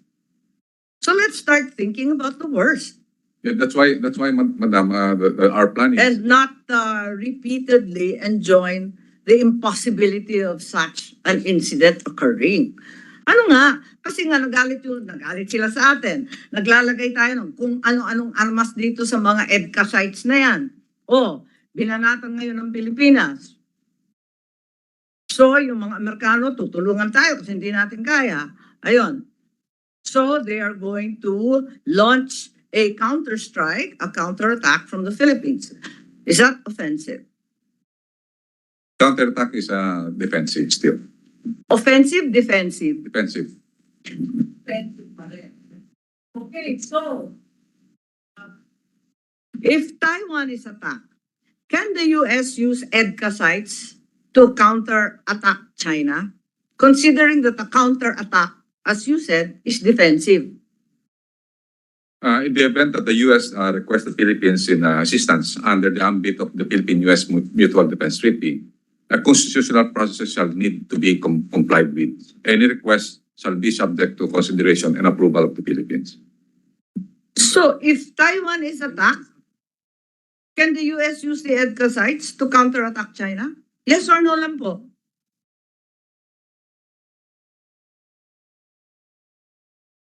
Ma'am, there is a process.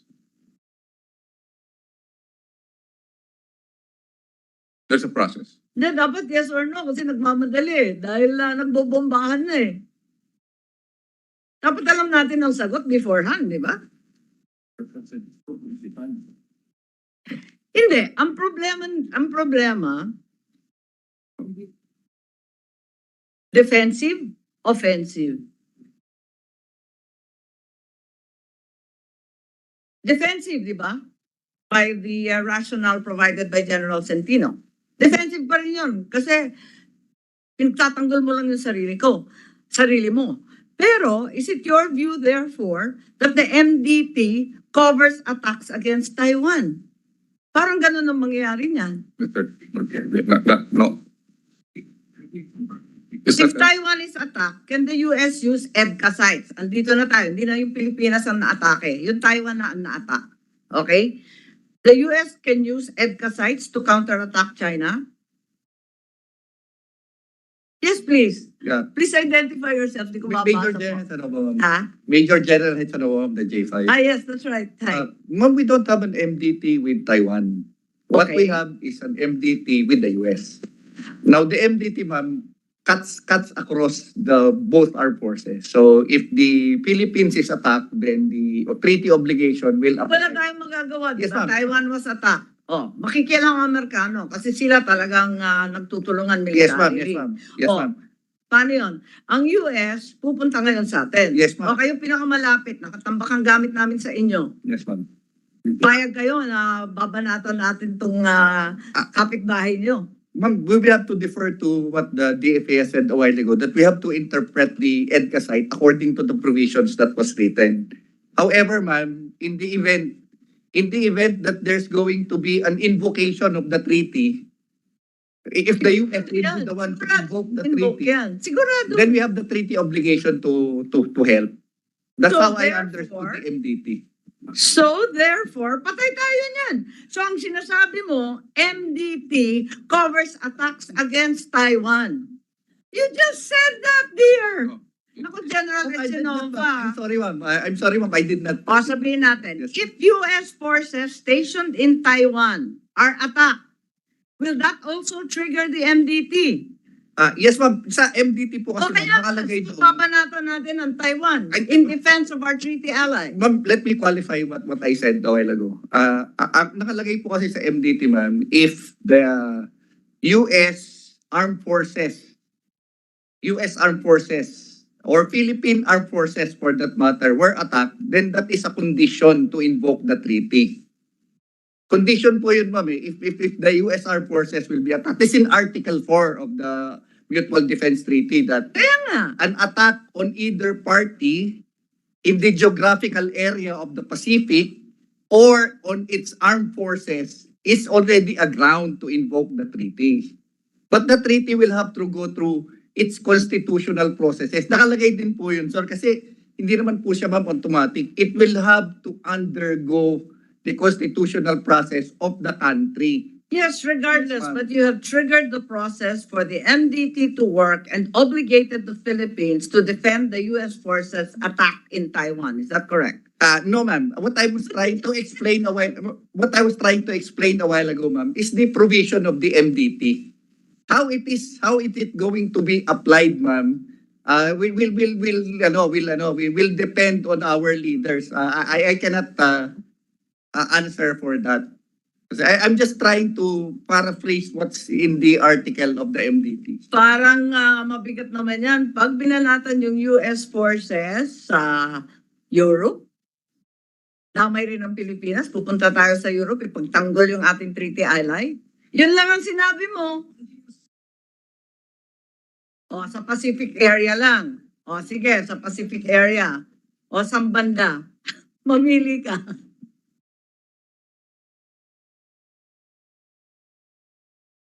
That's what is contained in the MDT, man. So what I was trying to say was I was just verbalizing what's inside the MDT. The interpretation of that will have to be the political and legal interpretation. But what I said was I was just paraphrasing what is in the MDT. Yes, General Echanova, you're making me very, very nervous because it appears that your view is that the MDT covers attacks against Taiwan, something that is clearly against all the communiques between China, the US, and the Philippines on the One China policy. I think that we did that say, ma'am. But that's the I did not say conclusion to that be it drawn covers from what you Taiwan. said. What I said was I was paraphrasing Dulo nun, if Taiwan is attacked, the US can use the EDCA sites na to counterattack China. Dahil yung counterattack is merely a defensive measure. We did not say that, ma'am. Okay, so Maybe. let's all give each other the chance to restate the position. Please. Thank you, Madam Chair. I'll try to answer. First, on the hypothetical case where this country or this area was With all due respect, given the escalating tensions in the Straits, it's getting less and less hypothetical. But please carry on, Secretary. Thank you. I understand, Madam Chair. In that case, if, for example, a United States asset were attacked in that area, I believe if the U.S. tried to invoke the EDCA agreement, it would be inconsistent. I don't think they would use the EDCA, or they could use the EDCA because it's quite clear where what purpose EDCA activities are for. But it could be possible that they will now invoke the MDT and no longer the EDCA if they were to attack. In which case, if it's the MDT, then I think there are different circumstances which have to be taken into account. And I think basically, as the General Echanova said, if the U.S. invoked the MDT and to us, we would have to be guided by specifically Article 4 of the MDT, which, as you are very familiar with, states that the parties, if there's an attack in the Pacific area on either of the parties, it's recognized it would be dangerous to its own peace and safety, and declares it would meet the common dangers in accordance with its constitutional processes. So if the United States were to ask us, we could not immediately take a decision unless we go through the constitutional processes. And I think that would mean, at the very least, going through the Senate and our other legislative bodies to deliberate on this and to decide on what action should be taken. So those are the steps we would take. Yes, I we know don't the process, sir. The question is, what will we do? Alam natin yung procedure to get from point A to point B. You go through the legal and constitutional bodies. Pero covered ba ng MDT and Taiwan? Yun lang ang tanong. I think Senator Pimentel very presciently mentioned that in the last hearing already. No, we should study very well the MDT kung nagsa-scenario building na rin naman tayo. So we have our own interpretation or flowcharts or plans. We can keep that secret, no? I mean, pero I'm just worried with our interpretation that we have apparently expanded the concept of parties to the MDT to include the armed forces of the party. Mali yun. The parties are just two, the Republic of the Philippines and the United States of America. If the armed forces of the United States in their ships or aircraft are attacked in the Pacific, they can invoke. But if the armed forces of the United States have a base in a territory, not the United States, and that territory is attacked, hindi po yung attack in the United States against the United States. It so happened na tinamaan lang ang armed forces of the United States. So hindi po, I don't think that the MDT can be invoked by the United States of America unless that island territory is under its jurisdiction. Yan ang nakasulat doon. Sa ano. So mag-ingat po tayo. Ano? Maybe let us not loosely expand the coverage of the MDT. So an attack on Taiwan should not and does not involve the MDT. In case American citizens are killed in the attack or American armed forces members are killed or hurt in the attack, still, it does not involve the MDT. Ang ating obligation is to defend each other.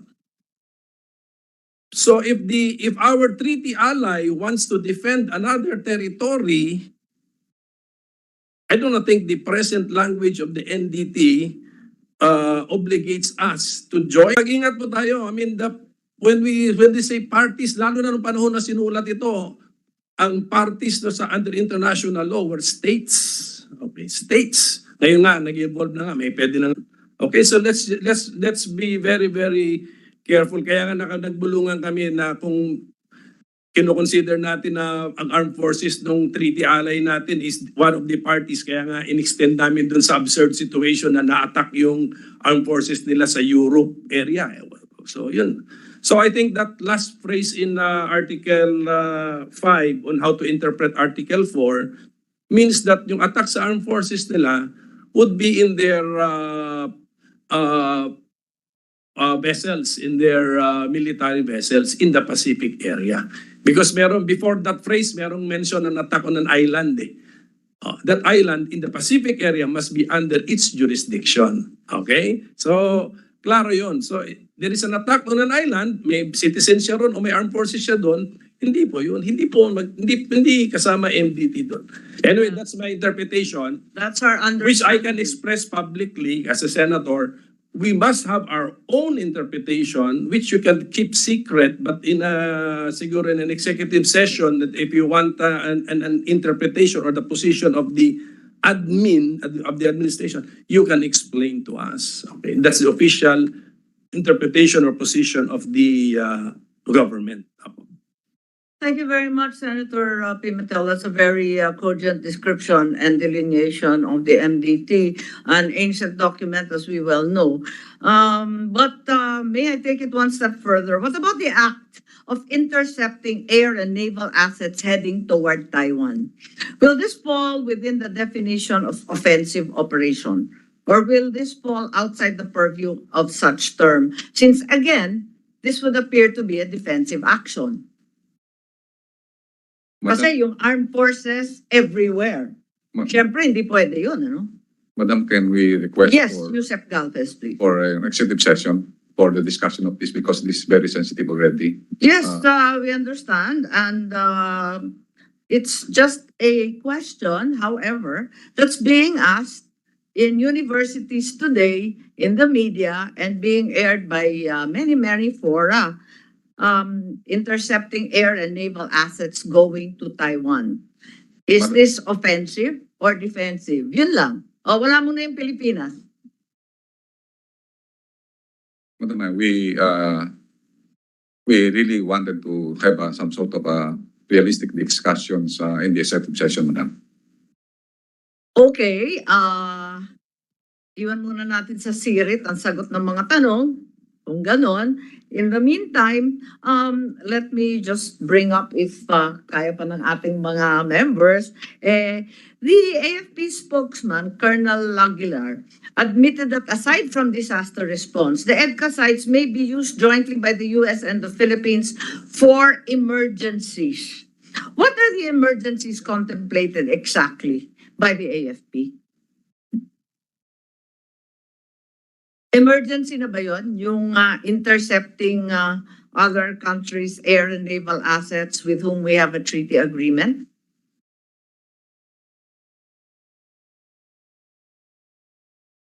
Yes, ma'am, for humanitarian assistance, these are emergencies that may arise. Like for instance, we were discussing about a scenario that may happen in a country and we need to repatriate our nationals. Then these locations can be used for the repatriation.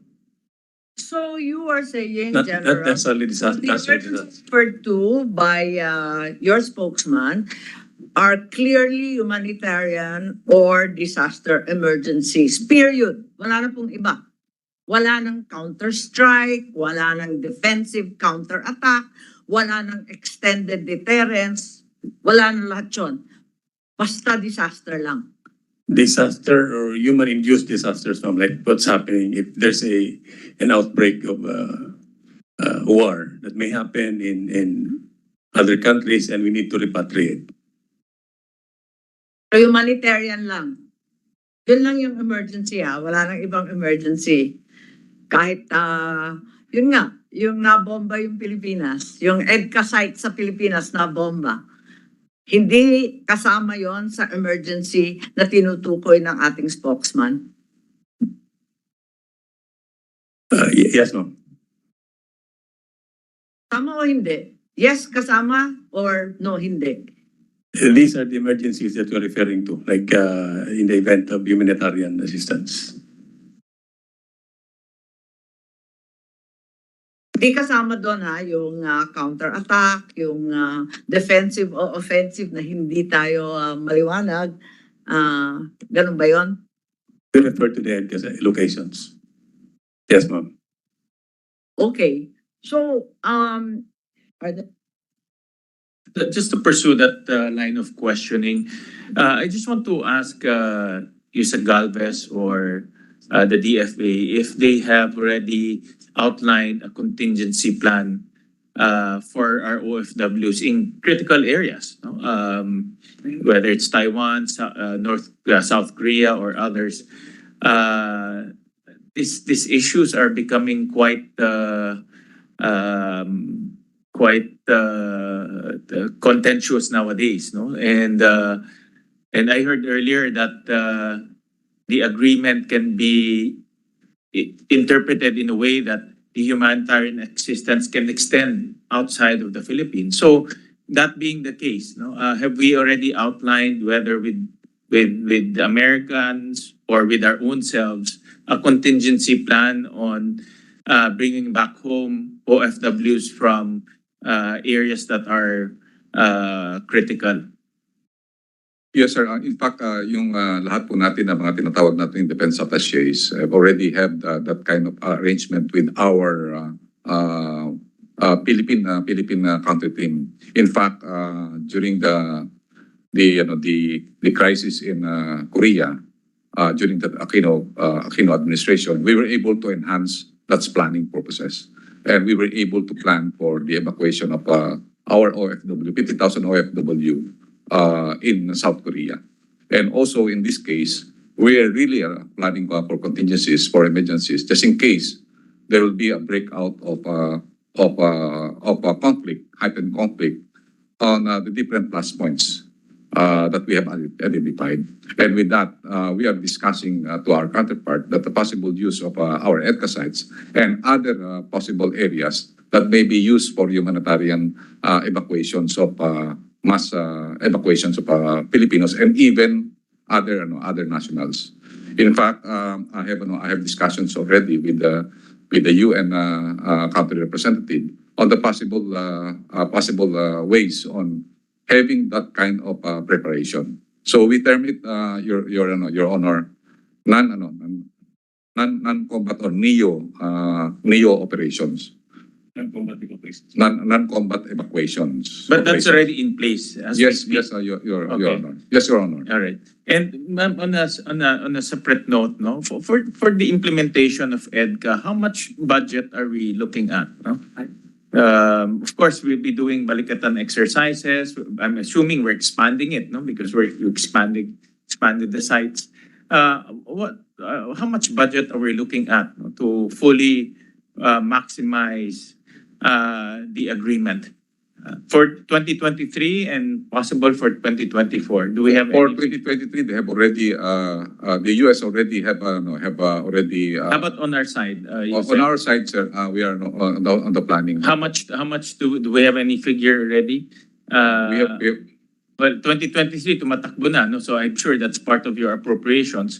But I just want to put on record and have an idea how much the government is spending, no, to operationalize EDCA. sir, we're still at the discussion with concerned agencies on the possible planning of the expansion of the the EDCA project.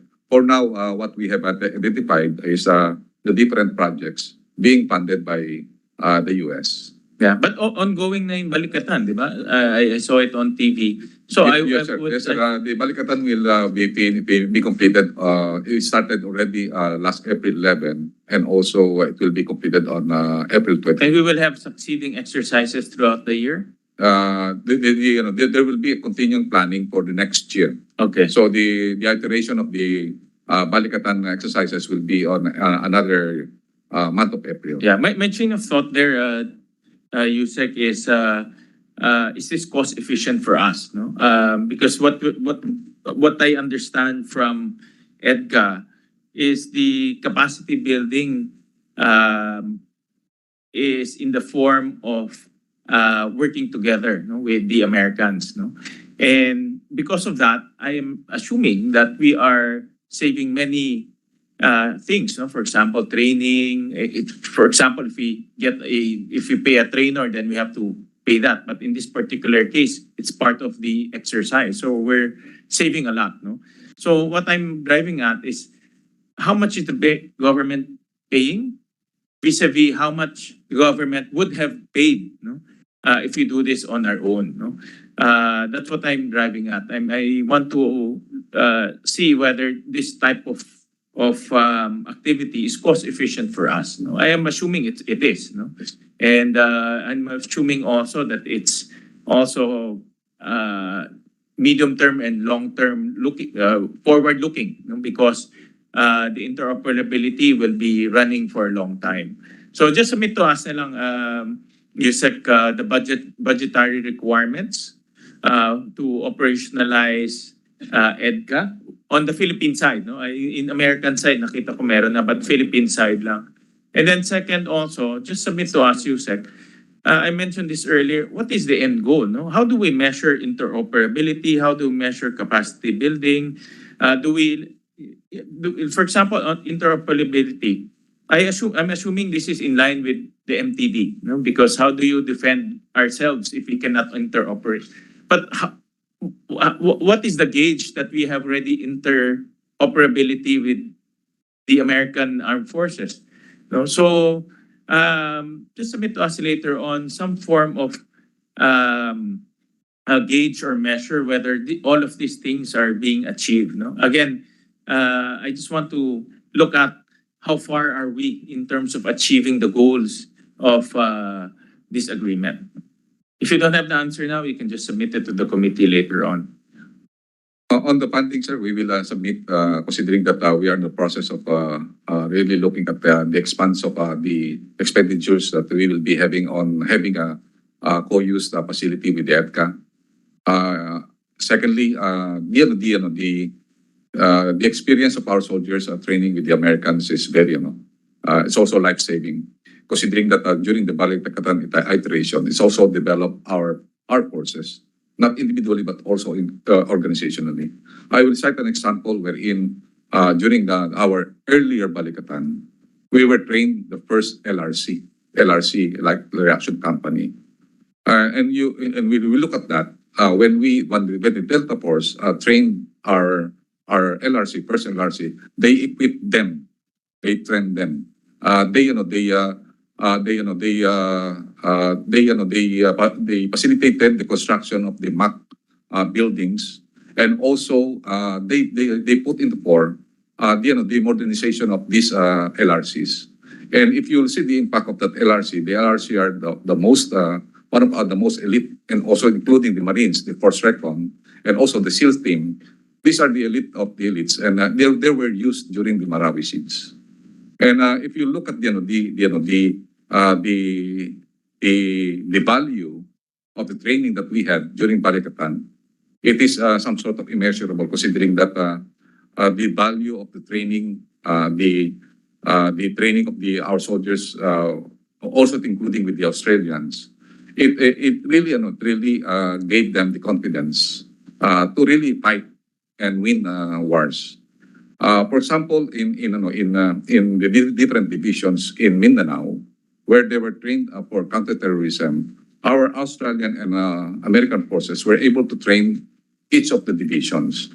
And the capability that we have achieved from that training, and the parity of the process that they have, including the leadership and also the small leadership training, it greatly affected our operational efficiency. And if you look now, sinasabi nga po ng Chief of Staff, nung dati po na nung kabataan pa po namin, nung balikatan, nakita namin po yung ating army po, ragtag army, nakita natin may mga kaldero pa yung iba ng panahon namin. Pero ngayon nakikita namin tuwa kami kasi yung equipment ng ating armed forces at saka equipment po ng ating counterpart. Nakita namin in uniform na pagka nakita po namin na talagang at par na po yung natin. And I believe if we're able to see yung parang development of the armed forces right now, hindi na po natin madidistinguish kung gumalaw sila, kung Amerikano sila or yung Pilipino po sila. So kung yung pong yung aming pong tinatawag na metaphor namin dati na nung panahon po kami kasama sa kaldero namin, talagang parang ragtag kami. Ngayon nakita namin po, ngayon awa ng Diyos po, medyo at par na po tayo. Yusek, I just a suggestion. No? Of course, all of these are anecdotal, and we're very, very happy to hear all of these improvements. But what I suggest is to just come up with some measure, no? Because I was telling our chairperson is it's also good to see where we are going, how far are we. Like for example, simple things like how many soldiers trained, how many equipment were given, just to give us an idea na malayo na pala narating natin. Ano? Of course, all of these are anecdotal and we welcome that. But it's good also to give us a measure on how far are we, so that we will know what else can we do in order to make this successful, whether through budget-wise or to other means. But a measure will be a good gauge for us to look at. Sir, we will submit, sir, the iterations of our training with our ally, especially with the US. And we will see from the 2000 up to now, we will see a big difference, especially the development of our human resource. And now we are so happy also that when we are also having some sort of Air Force to Air Force, at least meron po tayong jet na nakakasabay po sa kanila. And maybe in the near future, if the Senate will allow us to have the MRF, we will be happy to have a side-by-side training with them with our modern multi-role fighter. Okay, thank you. We'd like to recognize Secretary Coco Pimentel, very who, brief- like me, is very pleased that we have achieved culinary equity with our treaty partners. Yes, so maganda rin yung gano'n kasi we are happy with the small things. So importante. Tapos, it adds, dignity or to improve the morale of our personnel, di ba? Okay po yun.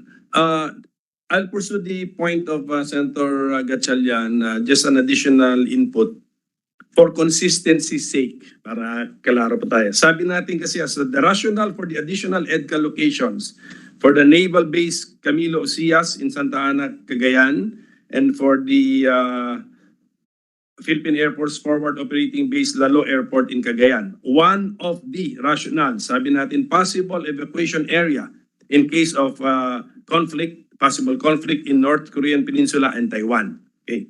Then, so yung dalawa, yun ang justification. Then the proposed projects in the two. Sana, gives us a hint na gagamitin siya talaga sa possible evacuation. Sa forward operating base in Lalo Airport, wala ko nakikita na connected doon. In Naval Base Camilo Cia Santa Ana, Cagayan, I can see construction of bilateral multi-use facility and mess hall and construction of additional billeting facilities. Yun na yung closest doon. But of course, sana, if we can ask our treaty partners to also invest in mag-barracks kayo dyan. Barracks, evacuation, a model evacuation center. Anyway, pwede naman natin gamitin siguro yun for our Navy personnel. Pag hindi siya ginagamit for evacuation, gawin nyo ng model training or seminar site po yan. So I hope dun po sa projects for that area, which is a possible evacuation center, buhusan niyo po ng mga infra connected with evacuating 200,000 people. O let us say, hindi lahat yun. Let us say, it must at least accommodate 20,000 people. Sana, Secretary, ganun. 200,000 people lang nandun, ang possible affected. Dapat naman yung area na yun, 10%, 20,000 in accommodation. Dapat kaya, physically, kaya. I mean, Yes, sir. Actually, sir, kasama po yun sa ano po namin. In fact, yung ano po, kaya po natin kami ni OCS para mapalaliman po yun. Para, ang ano po kasi natin kami si kami ni OCS, if we will have to prepare for the evacuation, yun po kasi ang mabilis na turnaround for our ships and all. Also sa Lalo Airport, there's turnaround for the aircraft evacuation. Included po yan kasi meron po tayo mga sa modernization din natin, mga tinatawag natin mga field tents na meron po silang pwedeng mapagano po. Even yung open area, kaya po muna yung for the meantime na ano po yun. And then, attends ang nasa isip nyo. yes, sir. Kaya nga sana nga, Actually, sir, pagkasama sir. na nga sa proposed project sana, since yan na nga ang possible use niya, nyo na ng evacuation center, dorm type, dormitory, barracks, hindi lang yung parang mess hall, Yes, sir. yan na yung closest doon, pero I'm sure hindi maka-accommodate doon. And with thousands of people in mind. Yes, sir. Yes, sir. Not 200,000, but at least thousands of people in Yes, mind. sir, yes, sir. Kasi, ano naman yan, pasok, and then siguro, lalabas na, pauwi na sila sa kanilang lugar. So that's just a suggestion, sir, just to be really consistent with our rationale now. Yes, sir. We will, Yes, sir. we will do so. So, thank you for listening, General. Thank you. Thank you very much. It's a serious concern, given that both Batanes and Cagayan have said that they are completely unprepared without a single bomb shelter, without an underground camp, with no dorms or other facilities. It's a really chaotic state of affairs. However, I did not intend for this to be a grilling of only 3 men. And certainly we invited other resource persons. May I call, therefore, upon the private sector firstly, who are here, and perhaps they can give us some input as well. We have Dr. Melissa Hubahi Bloja from the private sector. We also have Rear Admiral Romel Jude Ong, AFP retired. Perhaps you'd like to add something to the discussion. Yes, Dr. Loja, please. Good morning, Your Honors. Thank you for this opportunity. I would like to respond to 2 points that were raised during the proceedings. First, the use of EDCA sites by the United States and the capacity of the Philippines to prevent the United States from using EDCA sites to launch an attack, a counterattack, or a preemptive attack on Taiwan against China. Second, the use of EDCA facilities or U.S. vessels and aircraft for purposes of evacuation of Filipino OFWs in Taiwan in the event of a civil war in Taiwan involving China and Taiwan, or an international armed conflict involving China, Taiwan, the United States, and other allies. I'd respond to the first one.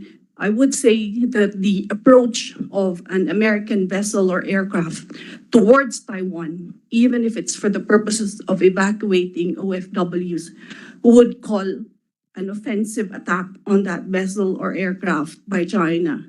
I think that they would be targeted rather than allowed to evacuate our OFWs. And therefore, in the course of using EDCA for purposes of evacuation, our OFWs might be endangered rather than rescued.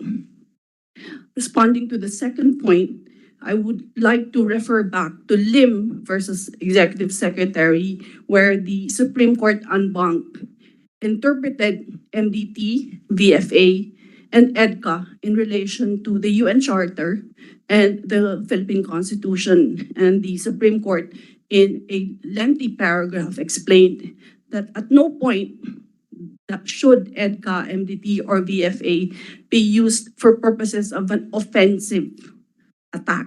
Therefore, there should be no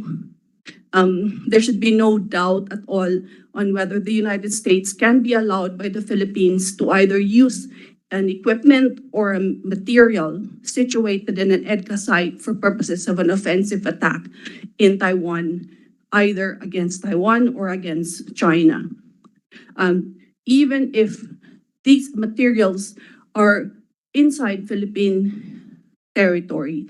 Unfortunately, Article 4 of EDCA provides that only the United States has a right to use and dispose or remove these materials. We have no control on whether the United States can deploy its equipment, its materials, its aircraft, etc., for purposes of an attack on Taiwan against China. And therefore, even if we say to the United States that no, we do not agree that you can use EDCA sites for that purpose, there is nothing that can be done by the Philippines under Article 4 of the present EDCA.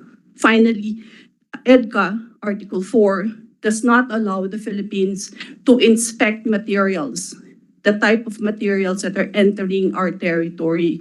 We can only be notified as to the quantity and delivery schedules. There is no provision as to the type of materials, and this is in contrast to the provisions of the military cooperation agreements of the United States with Australia, Poland, and Bulgaria, which expressly provides that the host government may inspect and provide a survey of the types of materials that will be introduced by the United States into their territory. At the same time, under the Australian agreement, they may object. In addition, the Australian Parliament may adopt legislations in the future banning the introduction of specific types of weapons into Australian territory, and the United States have the obligation to comply with those particular provisions. And therefore, in the negotiations of EDCA, it is hoped that some provision would be introduced into Article 4, guaranteeing a right to the Philippines to inspect the type of weapons that will be prepositioned, as well as to object to certain types of weapons. Thank you for the opportunity. Yes, thank you very much, Dr. Loha. That gives us a well-balanced and rounded view of the issues. We call on Rear Admiral Ong if he would like to add. Thank you, Madam Chair. Good afternoon. The policy discourse on EDCA has somehow added Taiwan to the mix. First off, EDCA should not have any bearing on the domestic affairs of Taiwan, nor should it be intended to insinuate our country in the ongoing disagreement with the Chinese Communist Party and the Taiwanese leadership. No less than our president, our commander-in-chief, understood the geopolitical circumstances that we face. The curse of geography compels us to get over our self-imposed strategic blindness and accept realistic possibilities. Strategic deterrence through proactive defense posture prevents conflict, not start one. We cannot simply rely on the good graces of the Chinese Communist Party and Xi Jinping. The lessons from Panatag and Ayungin Shoal is clear. The CCP's idea of peace and amity among its neighbors is through the barrel of a gun. EDCA sites in Cagayan and Isabela complements the increased deployment of the Philippine Marine Corps, which has been ongoing the past few years. Precisely in recognition of the need to deter the Chinese Communist Party from establishing foothold in that area using the Belt and Road Initiative as legal cover. Thank you. It's Continue, ma'am. Sorry, ma'am. Sorry. EDCA is not a silver bullet to our situation, but it is a component to collective security and shared responsibility in deterring the maritime ambition of the Chinese Communist Party. Thank you, ma'am. Thank you very much, Rear Admiral Ong. We now call on the National Security Council. I think DDG Erico is here. Is there anything you would like to add? Nothing more, ma'am. Thank you very much. Okay, thank you very much. OSG is here. ASG Gilbert Medrano has been patiently waiting. Is there anything you can add to our discussion or confusion, as the case may be? Thank you very much, Madam Chair, Your Honors. Good day to everyone. Just a few legal points, Your Honors. As you very well know, the OSG, if I may describe our office, is the litigation arm of the Republic of the Philippines. So we are best described as reactionary in a way. But we would like to, through myself, we would like to express our gratitude for allowing us to participate in these proceedings, Your Honors. As correctly stated earlier by Dr. Aloha, Your Honors, we have at least 3 Supreme Court jurisprudence as regards this subject matter. We have the Lim case, we have the Bayan Muna case, and we also have the Sagisag case.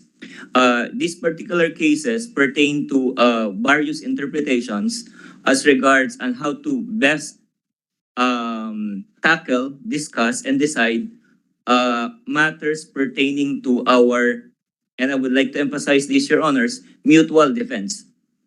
So these particular 3 cases, Your Honors, center or focus on mutual defense. Having said that, Your Honors, our office also would like to mention that any possible confusion as regards the mutual defense or what constitute mutual defense, so we should be guided by the MDT, the BFA, and the EDCA, and likewise the 3 jurisprudence. But I would like to further mention, Your Honors, that under the EDCA, Article 10, Sections 1 and 2, the EDCA particularly mentions implementing arrangements. So the Republic, Your Honors, is not really tied in a negative sense. If we are able to assert so-called government or national interest in any form of implementing arrangement, we could at least assert things and matters which are to the best interest of the Republic. That would be all, Your Honors. Yes, thank you very much. And like Dr. Loha and Admiral Ong and DDG Erico, I invite the ASG, if necessary, to provide a position paper on the same. We'd like to call on the Department of Justice, Attorney Dennis Chan. Appears to be here. Yes, good afternoon. Yes, would you like to add to the discussion? Otherwise, feel free to provide a position paper from the DOJ. We will just provide a position paper, Your Honor, for the consideration of this August body, and for any security concerns or diplomatic concerns, we defer to the DFA and to the DND. Yes, thank you very much. And Nika, I think, is also well represented by DDG Santos. Would you like to add something, sir? Or there is also representation from the Philippine Coast Guard, the guys at the front line of the West Philippine Sea. Anything from Admiral Torre, please? Thank you, Madam Chair. We in the Philippine Coast Guard, ma'am, we will perform any task that will be given to us pertaining to this EDCA program, and we are very supportive. Thank you so much, ma'am. Yes, thank you very much. But I hear there were some suggested joint exercises and trainings to be undertaken with the People's Republic, to which the DFA has not responded. Is that correct? I have no knowledge regarding that, ma'am, but we will find out, ma'am. Wala, nabalitaan ko lang na nakapending yata kay Secretary Manalo yung ibang request na mag-joint exercise with China. Pinag-uusapan natin ang balikatan, ang EDCA, ang VFA at MDT. Di naman natin kaaway ang China. Baka naman maganda rin gawin at sumapi sa iba pang bansa na kung tutuusin, napakalapit sa atin. Yes, Madam po. Chair, may I just NSC. contribute? Regarding the Coast Guard to Philippine Coast Guard to Chinese Coast Guard discussion, ma'am. This was discussed during the FMC and the BCM. And the Philippine Coast Guard will be having a future high-level visit already to be hosted in Beijing by the Chinese. Lagay ko ang pakay natin, hindi lang high-level visit or 2+2, although napakaganda nun, kundi talagang magkaroon tayo ng joint exercises ng kanilang Coast Guard, yung mga militia, magkatipon-tipon, hindi lamang ng US, kundi yung iba pa nating mga kaibigan sa region. Ang China, di naman natin kaaway yan. Kung tutuusin, andyan yung Japan, andyan yung South Korea, yung ANSA, ba't hindi natin sinasali? Yun lang sinasabi ko. Kasi ilang beses na kasi nagkumbida sila, hindi naman natutuloy. Yun lang. Marites lang ako. Yes, ma'am, may paparating ko po. Actually, Hindi, walang problema. Opo. Walang problema sa inyo. Problema sa DFA. Yes, Ito ma'am. daw kinikil.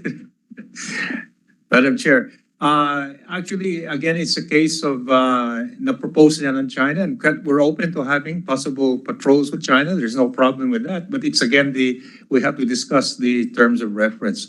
Pero And- tama yun, di ba? Yung logic na yung claimants should patrol the areas they claim, right? So, Yes, by it's, we the have not. same logic, it would appear that claimants such as Vietnam and Indonesia and China would have primary rights over non-claimants to patrol the areas they claim to be theirs. Yes, Madam. In fact, Madam Chair, we are open to joint patrols with as many countries who wish to undertake them with us. And China has proposed this. We have responded, but again, we will discuss the details. In fact, I will be meeting the Foreign Minister of China. I'm quite sure we will be discussing this among many other issues. I also hope to have discussions with Vietnam later in August to Yes. explore They've possibility been of very, very keen. Yes, Secretary Manalo. and I think that will be one of the issues. In fact, so these are all really realistic possibilities. These are realistic possibilities for the future. And I agree with you that it's important that we try and engage as many countries in our region to ensure that we can also enhance our interoperability with other countries as well. Thank you. Salamat. At alam natin na wala naman tayong kaaway sa buong Barangay Asia. Parang barangay watch lang yan, di ba? Kung mag-joint patrol lahat ng mga kapitbahay. Okay, and with that, I apologize. I failed to allow you to present the PowerPoint because of the burning legal issues that we wanted handled. Perhaps you could submit that in hard copy or in digital form. We will share it with the rest of our members. Secondly, it is apparent that EDCA will now be rounding up, and we have the golden opportunity of renegotiating EDCA for next year. Perhaps it is time, as cited many times, that we get better terms for Filipinos and sort out very, very